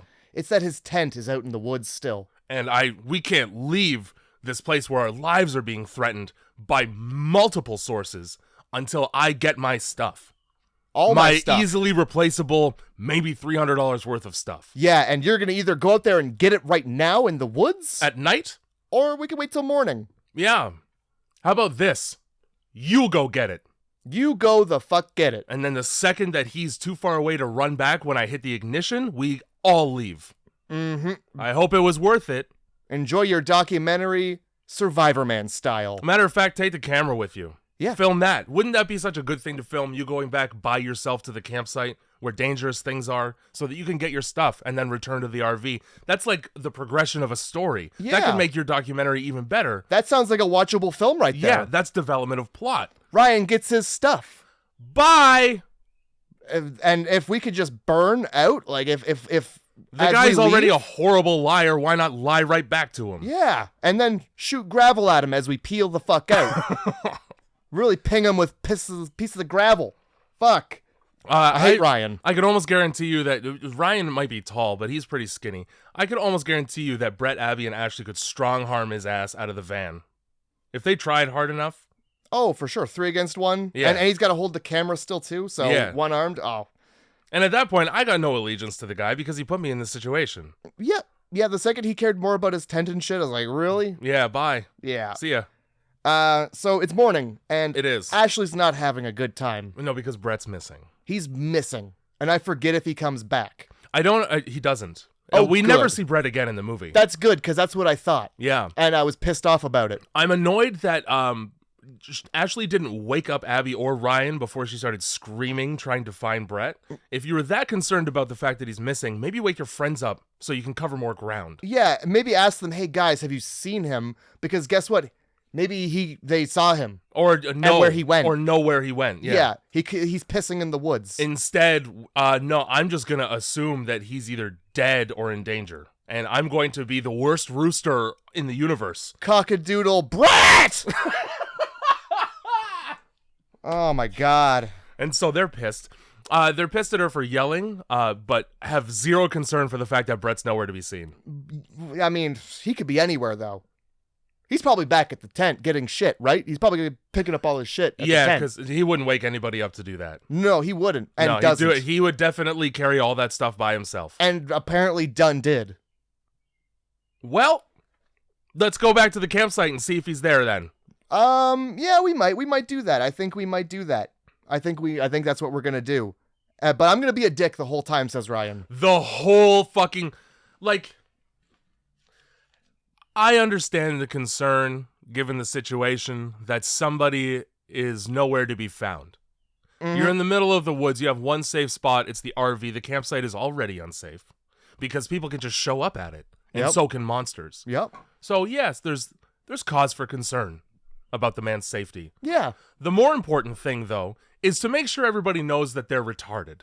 Well, yeah, you have to let everybody know, individually and as a group, their retardity levels. Yeah. And also, you want to make sure that they know that they need to shut the fuck up. Yeah. It's really important that everybody shut the fuck up, but still talk to me, Ryan. Yeah, so that I don't get upset when everybody gives me the cold shoulder because I've been a dickhead. Yeah, how dare you make my movie boring? I've been a constant and consistent dickhead, and yet I'm surprised when people treat me like one. And all I want is a good movie, and I don't care if my friends are dead. No. So I don't know why his movie just didn't become about looking for Brett at this point. That would have been a great movie. If anything, it should have. It was about Brett to begin with. We're trying to find Brett now. It's switching it up and showing a little bit of, like, concern. Probably wouldn't have gotten him yelled at. No. Also, like, Abby raises a good point. Hey, where's Brett? The person that the movie's about? Yeah. Why are you filming if Brett is not here?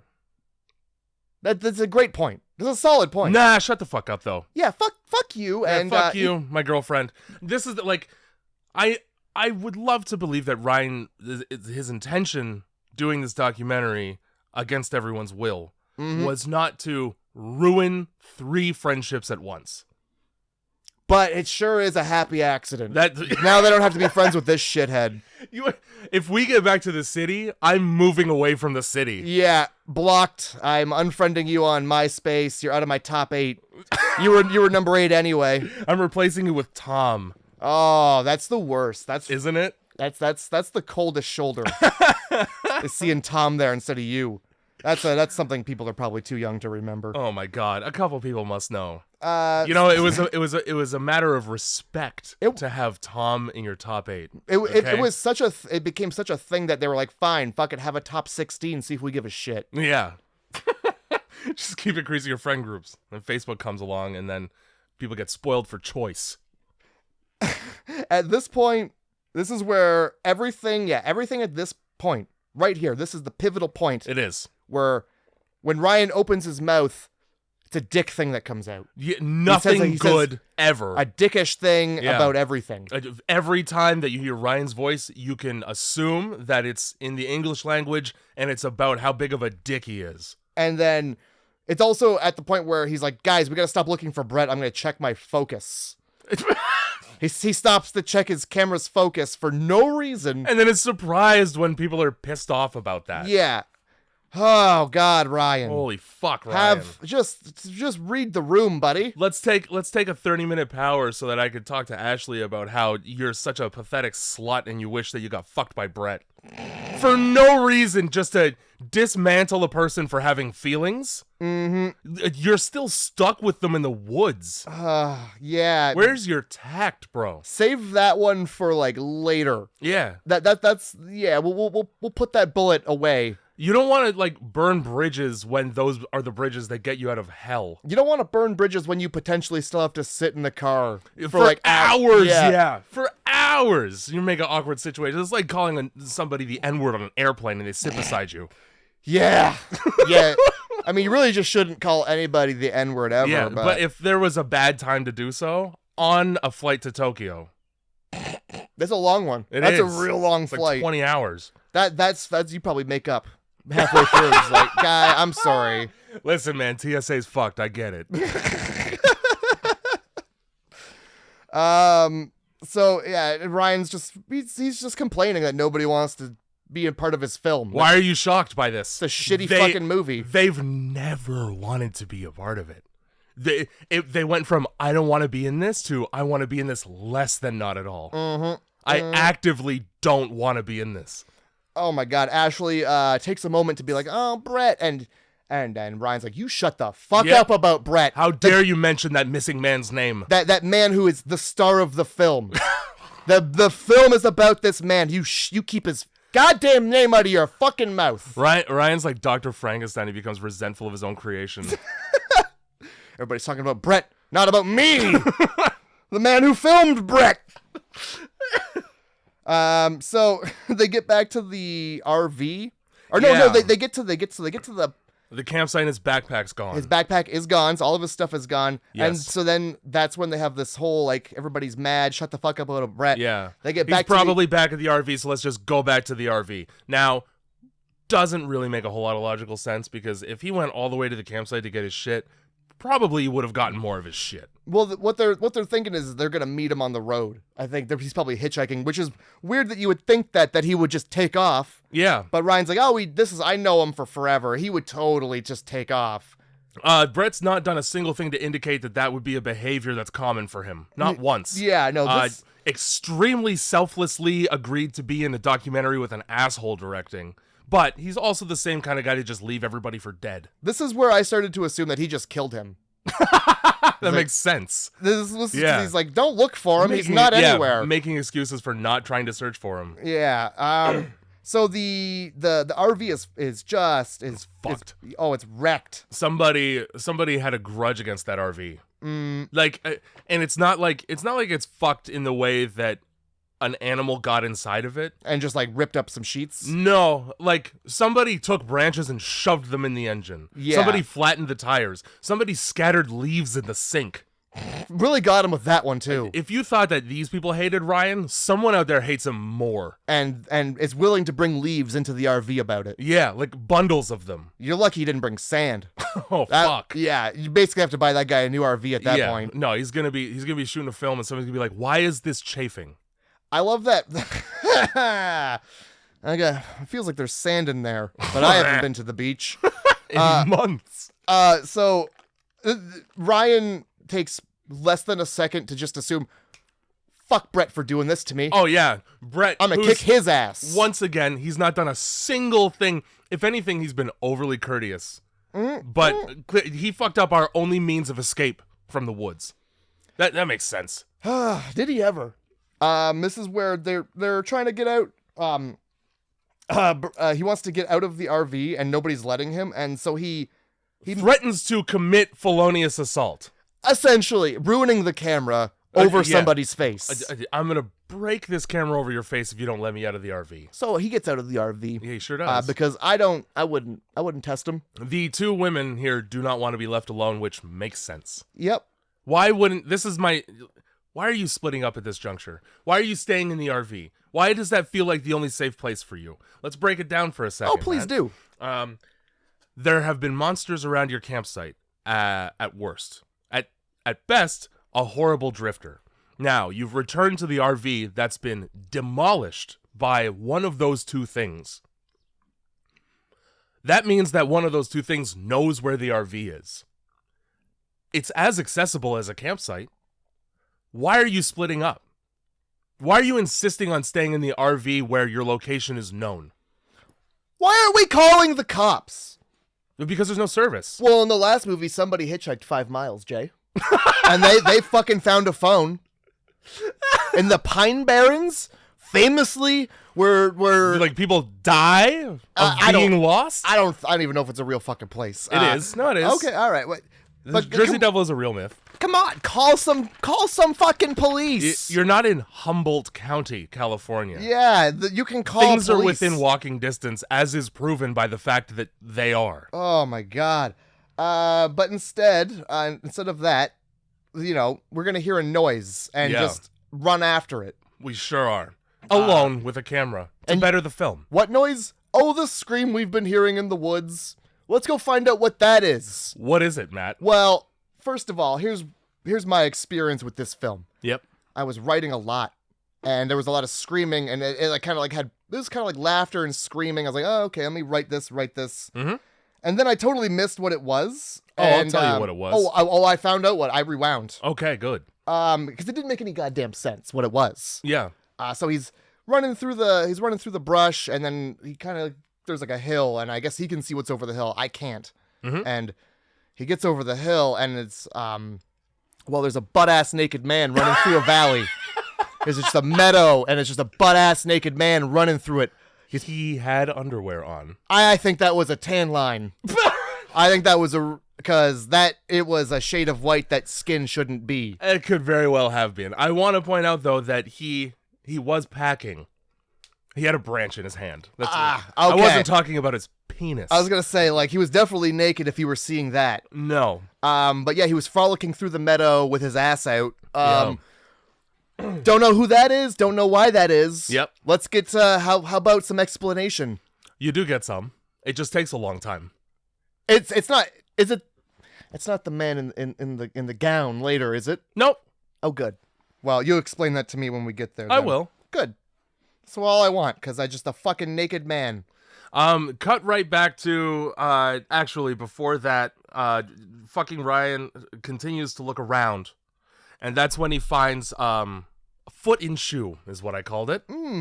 Because that's what it is. Yeah, he finds a shoe, and either he's like really into shoes, and this particular shoe reminds him of Brett, or he's got some sort of autism where he can see shoes and he goes, well, that's Brett's shoe. He's the boy from Mimic. Because he touches it and he's like, oh, Brett. Yeah. Brett. Brett wears gel Asics, and that's just he's been wearing them since we were children. He's got that orthopedic. He needs. Yeah. He got one foot's longer than the other kind of deal. I saw this particular year of Nike Air on him 2 weeks ago. It must be Brett. You know how shoes are not accessible to more than one person at a time. This just stinks of Brett. That's Brett's stink. Fake vomit noises. Yeah, this is the ankle sticking out of the foot, fake vomit noises, and now we're back at the vehicle. Not going to tell anybody about that, though. No, we're going to keep that shit right to our fucking selves. Instead, I'm going to cryptically tell my girlfriend to keep the doors locked, which is the opposite of assuaging stress and fear, and then leave. Because I'm going to get help. Hey, let's all go get it. No, just me. Only help for me, not for you. Keep the camera, though. Yeah. That way, when I go missing, you'll never know why. You stay here with the pornographer's RV. I don't want anything bad happening to this fuckmobile. Oh, my God. Things already bad happened to it. This has got to be on set Thursday. Just cut right to sunset, where, here's the thing, right? Ryan beats his girlfriend. You know how I know? I know exactly how you know, but go for it. First of all, because it's clear based on his behavior that that's what he does. The fucking guy flies off the handle and goes insane all the time. Earlier in the movie, when bad things happen, the tent gets shaken, but Abby's tent gets shaken and she freaks out about it. She's holding the camera at the time. Ryan comes back to the tent because she's screaming his name, and she goes, there's somebody out there shaking the tent.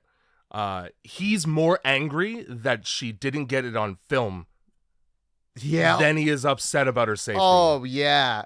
That's one indicator. Number two, for no reason other than to not make him upset when he returns, Abby films the sunset. Because that's just what he does. And she says that. Yep. Hey, I filmed the sunset because you're not here, and I don't want you to be mad at me later. Yeah, Ooh, she fucking She films that despite like this whole movie just being like, fuck this filming shit. And also she's pissed off at Ryan. She's supposed to be pissed off at Ryan. Doesn't matter though, because the sunset is so important to him that she'd rather film it than have to explain a black eye to her coworkers later. God, I wish that didn't feel like it was true. Holy shit. So it's night. It's nighttime. And we're keeping the camera light on so that whatever's outside that already attacked the RV knows that there's people in it. Yeah, that makes sense to me. And because Ashley wants it. And what Ashley wants, she sometimes gets. Not always, as we find out. Yeah. Her desires aren't always met. No, because one of them was to bang Brett, and she didn't get to have that either, despite the fact that they shared a tent. Well, anyway. Because there's a signal light on, we get a thump. Yes. We get a thump and a bump. In the night? Yeah, and we've already seen Ashley's rump, so... Bumpity. Time to hump? Almost. Almost. We're getting there. No, I don't. It doesn't happen. Don't worry. This movie, there's no fucking. You're good. I would say... fucking bullshit, but there's... It's a very finite space, so it's very difficult to make it frightening, but... it's the woods, Jay. Yeah. Great outdoors. It goes forever. There's no finite space. It's inside the RV. Oh, okay, yeah. Well, I enjoyed their use of the backup camera. Yeah, this was good. They had a skunk ape run at the backup camera right as they turn it on. They had a guy covered in leaves run at the backup camera. That was cool. He hops on the RV and thumps his ass down on the hood. That was a more effective jump scare than the tent flap for me. I did enjoy that one too. I was fine with that. They fucking get out of the RV, which I don't know why. All he does is break a window, so it's not like he could necessarily get into it, but I understand. My main issue with this movie is that they spend a lot of time after this point being chased by something that runs on all fours, and yet somehow it never catches them. I'm not gonna say nothing. I'm gonna keep that to myself. By some miracle, despite the fact that they're running through just wide open woods, as you said. Yeah. No, it's pitch black. Mm-hmm. We're illuminated by a camera light inexplicably and nothing else. Yep. We stumble across Ryan splayed apart like a fucking Norwegian blood eagle. Oh boy, we follow the trail. Yeah, it starts with intestines and it ends at Ryan's intestines. And boy, oh boy, is he flat. I don't know if you noticed, but he is flat. That's because there's nothing to fill him. Yeah. He's deflated, like a balloon animal. All of the good stuff is left on the ground there. Yeah. So yeah, I will say it's been a while since I've been this happy to see a character die in a movie. Mm-hmm. I felt relief in that moment for Abby. Because she's not going to end up in a shelter. I'm glad it happened. Yeah. I was like, if I have to see this guy at any point again in this film, like, if he's not, there's no reason for him to exist. Yeah, he's betrayed everything. He's called her a stupid bitch and retarded and told her to shut the fuck up 100 times now. Yeah. So we're good. We got the shot. It's great. We can off him. But yeah, so despooled in the woods. Despooled. I like that a lot. Yeah, I enjoyed writing that down. About 2.5 minutes of running before we come across a farmhouse. So I don't know what the fuck happened to Brett. Yeah. Maybe he got a ride back into town, because there's housing nearby. They cry over Ryan's dead body for all of like 2 seconds, which is That's about fine. What he deserves. Less. And then they run 20 feet. Yeah, and there's a tractor. Sick. With the, I think they always turn the lights off too a lot. Yeah. Turn the light off. Turn the light off so we can cut the scene. You were complaining about how they use glitch effects to cut and nothing else. There you go. Now you get an alternative. Well, later they turn the light off and there's glitch effects to break up all the blackness, and because all you can hear is like them going, "Where are we? Where are we?" And then well, you don't want to get spotted. No, you don't. Heaven forbid. Fucking. Again, the second I saw the farmhouse, I was like, "Oh, Ashley's biggest fear is horses," so that's going to be a thing. It's a little bit less of a thing than I was expecting. Yeah. Suddenly out of nowhere, we get into this big. It's obviously a place for horses to run. I don't know, a corral, I guess you'd call that. I wrote horseshoe pit. Yeah, I mean, it looks like a place you play horseshoes, maybe. Right away though, military siren. Let's go with this movie takes a turn. They forgot what they were doing. They're making it up as they go along. Military siren, stay calm, you're in a restricted area, and then like you're in fucking Chicago. Oh, bullets just start flying. At nobody in particular. And here's the skunk ape. Oh, yeah. There's all at the same time. I enjoyed this shot. It's a shot of like over Ashley's shoulder, and it's like bounding at them out of focus. Yeah. It was great. That was like, and then they hop this wall, and Ashley doesn't make it and is punished for that. Nothing happens to her, but. Well, what happens to her is that Abby doesn't try to help her at all, and then just leaves. Leaves her for dead amongst bullets and a monkey. I thought something was getting her. No, I thought she just goes, fuck it. Yeah, I'll find my own way around. Yeah, dips under a bridge. Yeah, so running. CG bullets, running. Tunnel, where it's some sort of underground tunnel for no reason. Some kind of bridge. Helicopter from earlier. It explains the fact that it's a military base explains there being a helicopter noise and not actually a helicopter from earlier. Yep. And now we're at a stable. We are. I think we've also met up with what's her face. Yeah. So Abby gets under that bridge and then Ashley just shows up. A little bit bloodier, but fine. Suddenly, Ashley. Yep. Annoys me. So while they're running before they come across this military facility, Abby trips and she fucks her leg up. Abby does a lot of slipping on just flat ground in this movie. Well, I mean, you got to do something to slow her down. She's too quick. She's got to bust an ankle every few feet, or else. So yeah, later on she's limping, but she's obviously fake limping, and she's doing a bad job at it because you could tell when somebody's leg is actually injured because they can't put weight on it, as opposed to putting weight on it really quickly but obviously, and just like dipping your shoulder a lot. That's right. Oh boy, I love it. I do love it because I bet you I didn't pay attention, but I bet you she switched legs. I'm sure this seems the kind of movie that wouldn't pay attention to that. I get annoyed around this area because they go inside a house and then move their way into a stable, which would be more out in the open than just hiding in the house. Mm-hmm. You could, the first time they go in a house, I'm like, cool, turn the camera light off and just hide in the house. That's enclosed. She shuts the door on the skunk ape. Yep.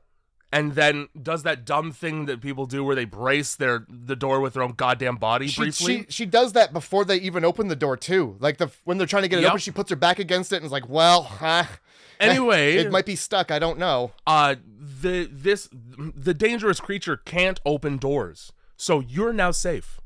You're now safe from that. In theory. So hide in there. No. Not where this military vehicle is. We're going to take 2 seconds to look for the keys in the glove compartment. Why would they ever be in there? Especially when it's a military. I'm pretty sure it's like protocol to have the keys on you. Is this fucking Ernest goes to military camp? Ernest joins the army here? Like, I'm just going to leave it in the ignition. Yeah. Amelia Bedelia has a gun. Like, what the fuck is this? So yeah, the oldest shit. There's no keys. Yeah. So let's go into this other room where there's a horse. Boo! And boy, Ashley nearly hammers that horse to death. She's got just a fucking straight up claw hammer, and she's wielding it like she's done this before. This isn't my first rodeo. I really ruined the first one.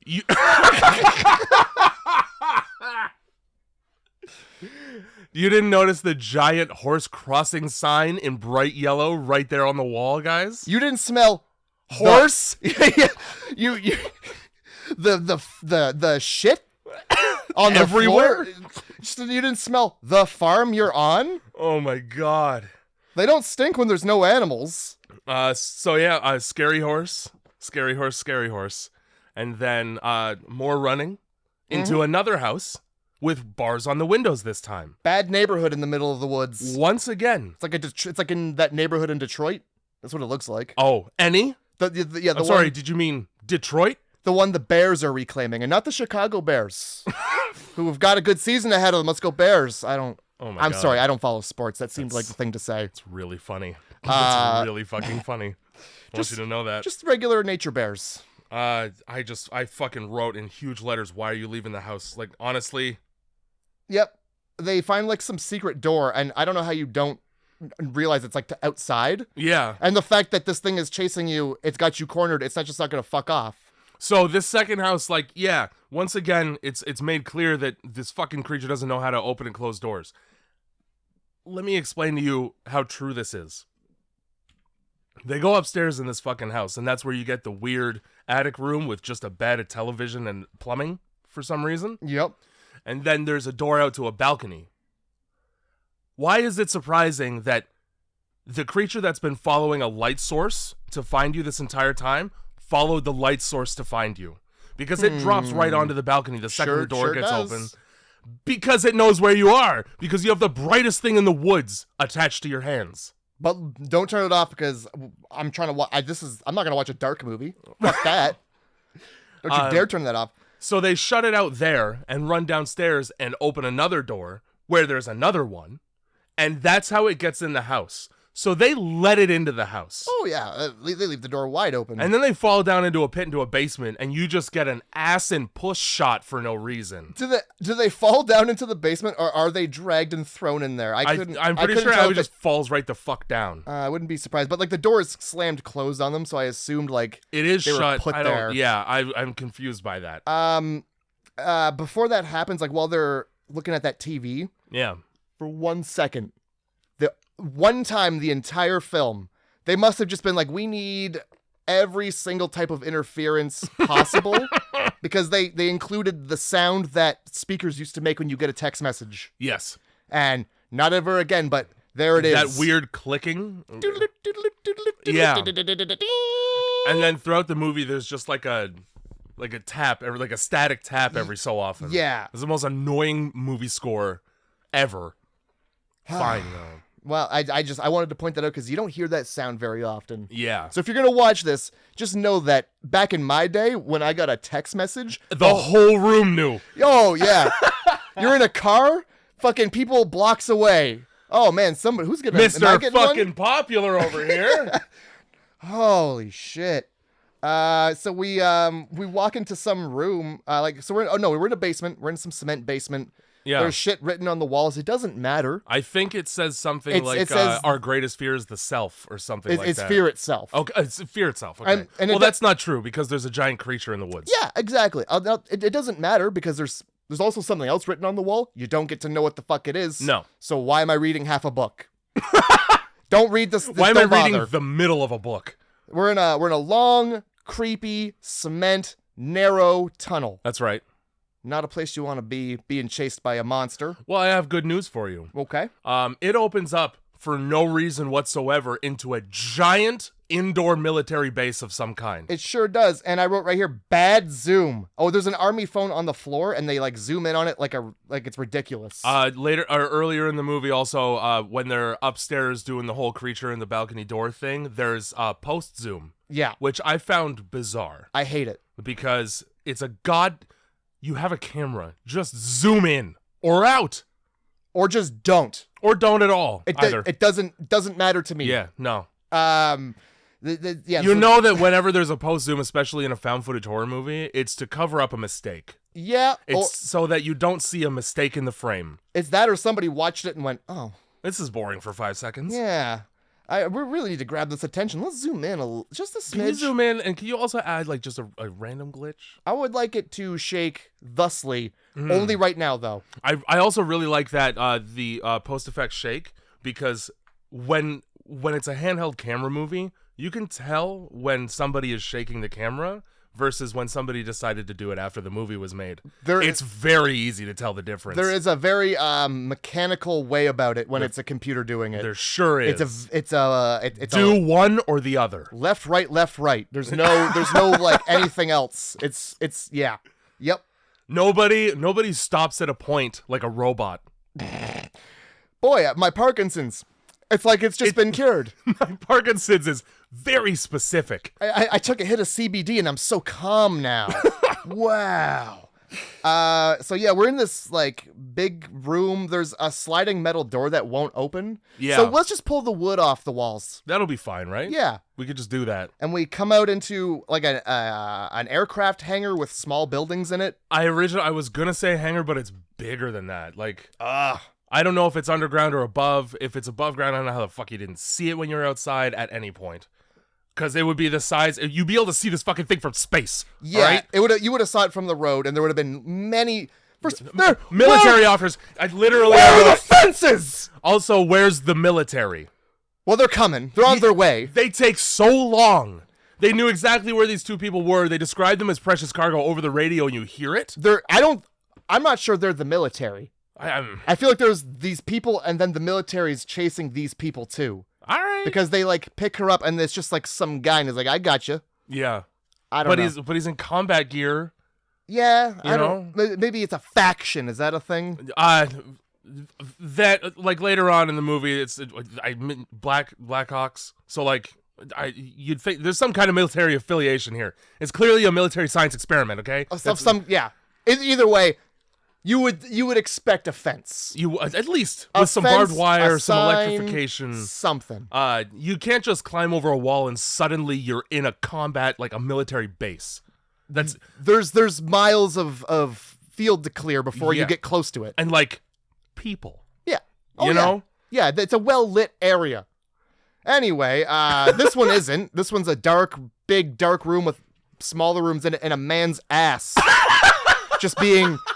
Ever so, it's like on the cusp of being exposed at any point. The first thing they see in this giant structure that's dimly lit is a man in a hospital gown, ass, right out in the open.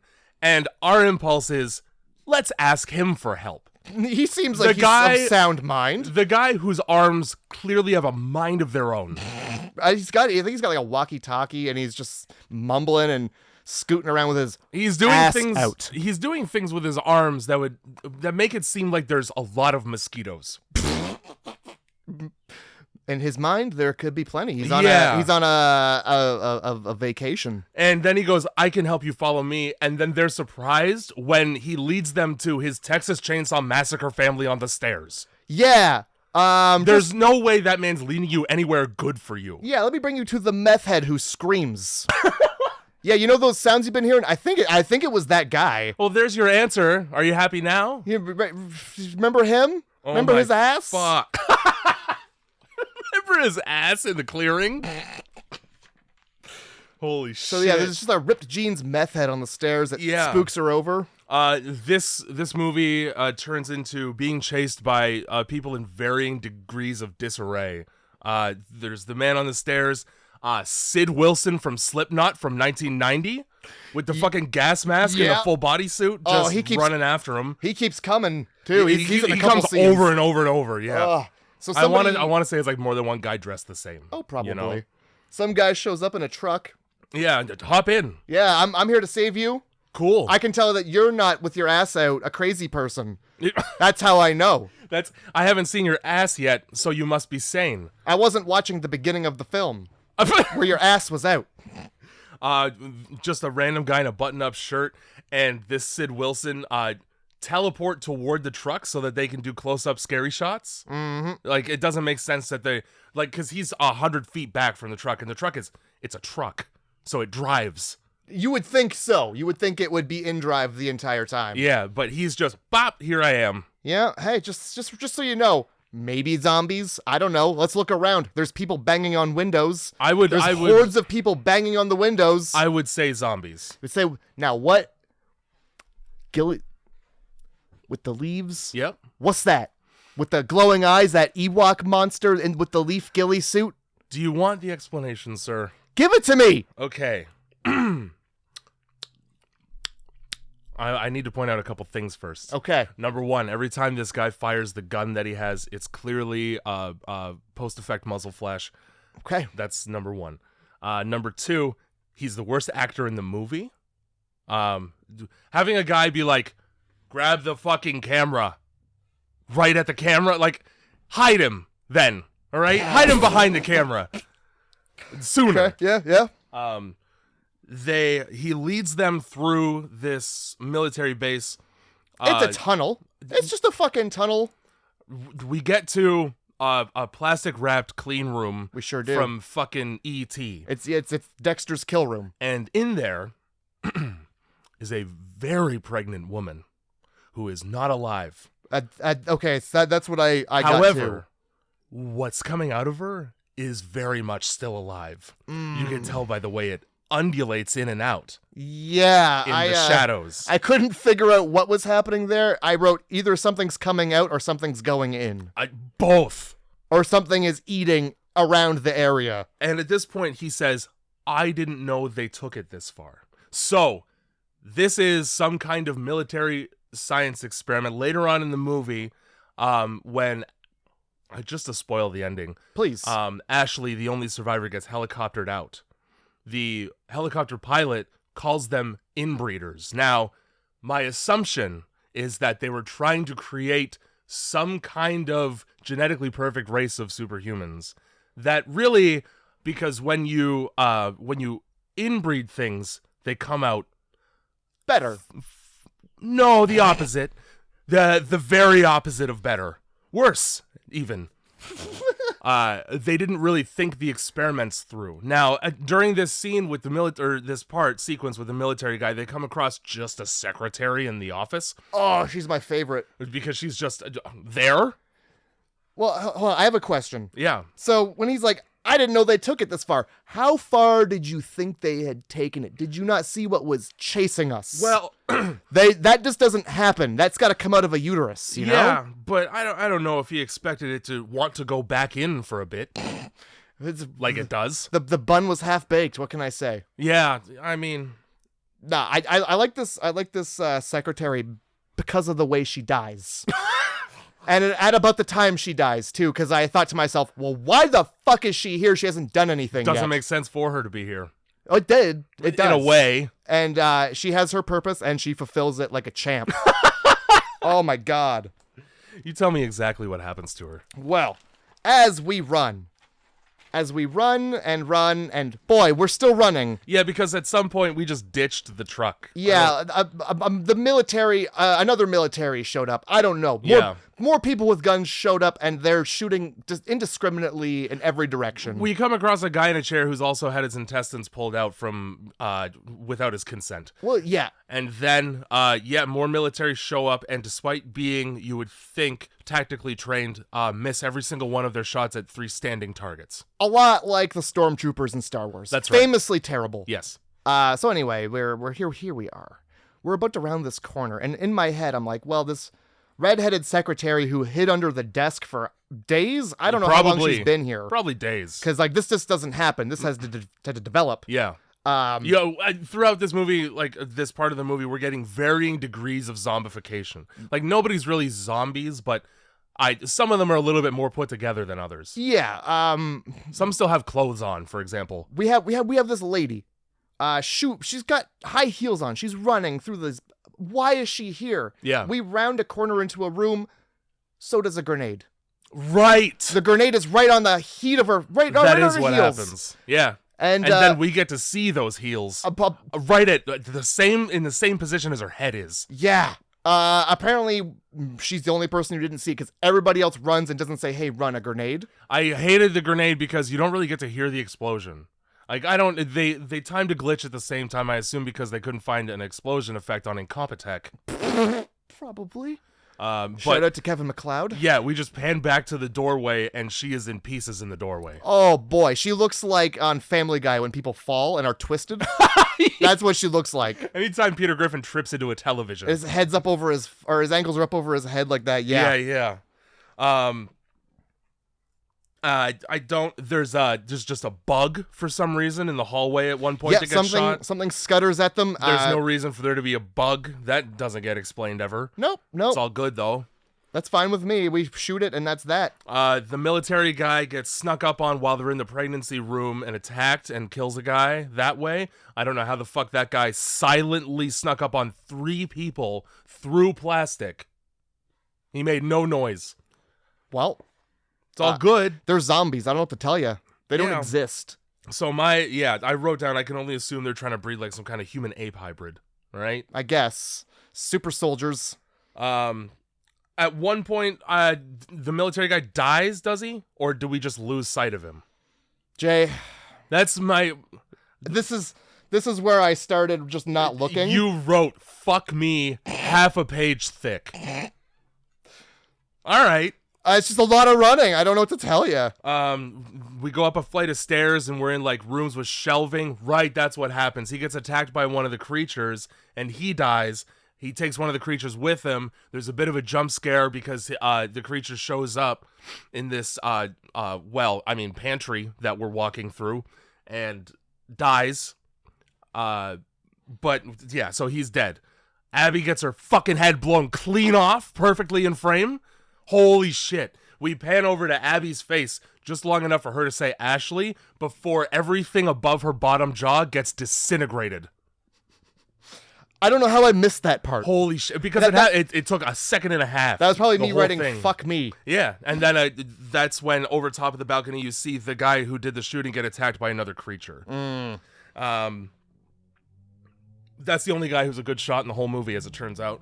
Kills Abby. Okay.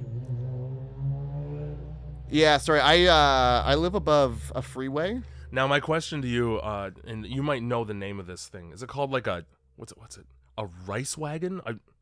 When Asian people soup up shitty cars, is that not what it is? It's a rice rocket. A rice rocket. And don't you say it. That's what those sound like, guys. Oh boy. Yeah, Ashley climbs a ladder. She's the only one left now. Makes it out of the base. Still being chased by inbreeders or inbreds, whichever. Suddenly, though, it's broad daylight. I want to make sure that everybody knows maybe 20 minutes have passed in real time. Maybe. Yeah. It's fucking noon. It's a tunnel of time, man. Oh, you go in one direction, you go daylight. You go one direction, you go nighttime. Crazy. And then, yeah, I mean, she's running.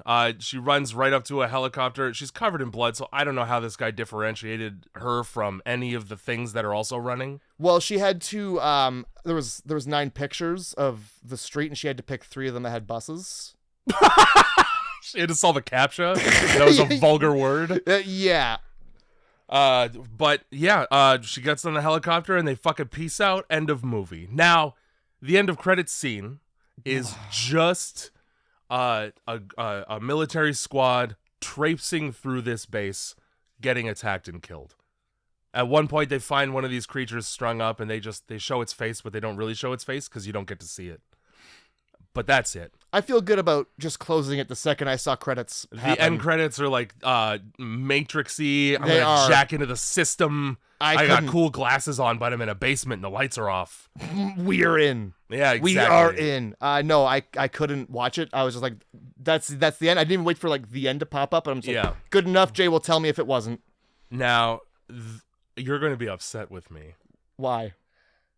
Because I gave this movie a 7 out of 10. That's so generous of you. You're such a nice person, Jay. Let me explain why. Please do. The latter third of this movie came out of absolutely nowhere. And now, I almost appreciate the fact that there was little to no explanation because it would just muddy it. Yeah, it would. That would have been too much movie. I liked the idea that it was just people trying to do a fucking camping documentary that sucks and getting roped into shit that they couldn't possibly fathom. Okay? Great on paper. Yeah. A lot of problems in practice. That's fine. Also, almost more importantly, if you can write a character to make me hate him as if he were real, that's effective filmmaking. Yeah, I mean, I'll give you that. I'll give you that. And I think anybody with a level head who watches this movie will despise Ryan. If you side with Ryan, get yourself checked. Leave my life. Yeah. I'm cool with never speaking to you ever again. That's fine with me. Yeah. That's just making a good character, all right? And also it takes place over like 2 days. So that's fine with like this is a lot for 2 days of shit. All right? Sure. Yeah. Well, and I was entertained by it. 7. I bet you were. I bet you were fucking entertained. Now, you go ahead and tell me what rating you gave it. 4. You know what's really funny about that? That was my guess. I was sitting at home in the chair and I was like, he's going to give it a 4 probably. I wanted it to be 3, but you brought up a couple points there. It was going to be 2. until that lady got fucked with the grenade. And I was like, 3. Immediately 3. Yeah, it would have been a 4.5 if you got to see Abby's head literally explode by a bullet. Had I seen that, I would have given it more, but Yeah. I'm going to give it a 4. Awesome. That's evidence, everybody. Yeah. Oh, dude, one of the few movies where, like, I bitched that much, but I still like it. I mean, I didn't hate it. I just probably won't ever watch it again. Yeah, that's fair. And it's like a once every 4 years type of movie. This podcast has been twice the length of the film, so that's a good sign The film's right about there. an hour 15. That's an appropriate length for it. Yeah. You know? Had there been 2 more minutes of explanation, no, not for me. No, they danced around explaining and then deliberately didn't. I like that choice. Fine. I like that choice in this movie. There are other movies where it's dumb, fucking lazy ass choice. Had there been less running, Yeah, and more, and less running, less shaky camera. it wouldn't be a found footage movie without running. That's, Without running and for no reason continuing to film. Those are the two things that you have to have. and also looking around wildly every 2 steps. Yeah. As you're running. Yep. Even though you can't see anything because it's nighttime. Mm-hmm. But for the camera, you got to act like you're scared. Yeah. Now, anyway, 4. Well, good. Now, What on earth? So mad. after watching this movie, I realized that it was up to me to bring the heat. That's So right. You've got 4 choices this week. Okay, I'm ready. They All better right. be hot heat. Oh, they're all blazing. All blazing. I want my mouth to hurt when I bite down on this chip. So, one of the themes, a very important theme in this film, was running around the woods. Yeah. So you got running around the woods. Blair Witch Project. Another important theme of this movie was monsters living in the wild. In the wild. So you've got monsters living in the wild. Okay. That one's a little tougher. The third one has 2 movies. Nice. I'll differentiate. You got there. I almost did. Army intervention. Okay. Now, you can either have the army at the beginning of the movie or at the end of the movie. That's up to you. Now, I am inclined to believe that one of those 2 movies in the last option is a zombie movie. Not technically. Not technically. I mean, Fuck you. it's not. But if Fuck you you. argued with me, then I mean, I guess sure it could be considered zombie, but it's not. I want monsters in the wild. Good. I'm glad. Okay. Put your reading glasses on, Jay. Troll Hunter. Fuck yeah. All right. Because there's subtitles, you see. Yeah, it's It's- a Norwegian film. It's not an English film, so. Man, here we go. Across the pond. And then over probably another pond or 2. And up. Like a lot. way up. Right Not on. across the pond at all. No, I'm fucking ready. So yeah, Blair Witch. Yep. And then Army intervention. Yeah. The army at the beginning was the final Friday. I don't- Jason Goes to Hell. Oh, okay. Because they show up at the beginning For of that fucking movie. 10 seconds to kill him, and then it's just Jason. Yeah. That's fine. But is. makes about as much sense as this fucking did. And then at the end was The Mist. Oh. I I- fucking hate that movie. Well, You know who else hates that movie? Stephen King, the writer of the book. Hey, well, we gotta watch it. It's a horror movie. Good God. It- Yeah, no, we're gonna. And I'm gonna have a lot to say because I hate that movie. I bit my tongue on this one. Yeah. So Fine. that's I don't expect you to hold back, Mm-hmm. but don't get misty, all right? Don't get misty-eyed. So that's the podcast. Grindhouse Movie Club. Grindhouse Movie Club. Evidence. Terrible. Pretty good, actually. Nope.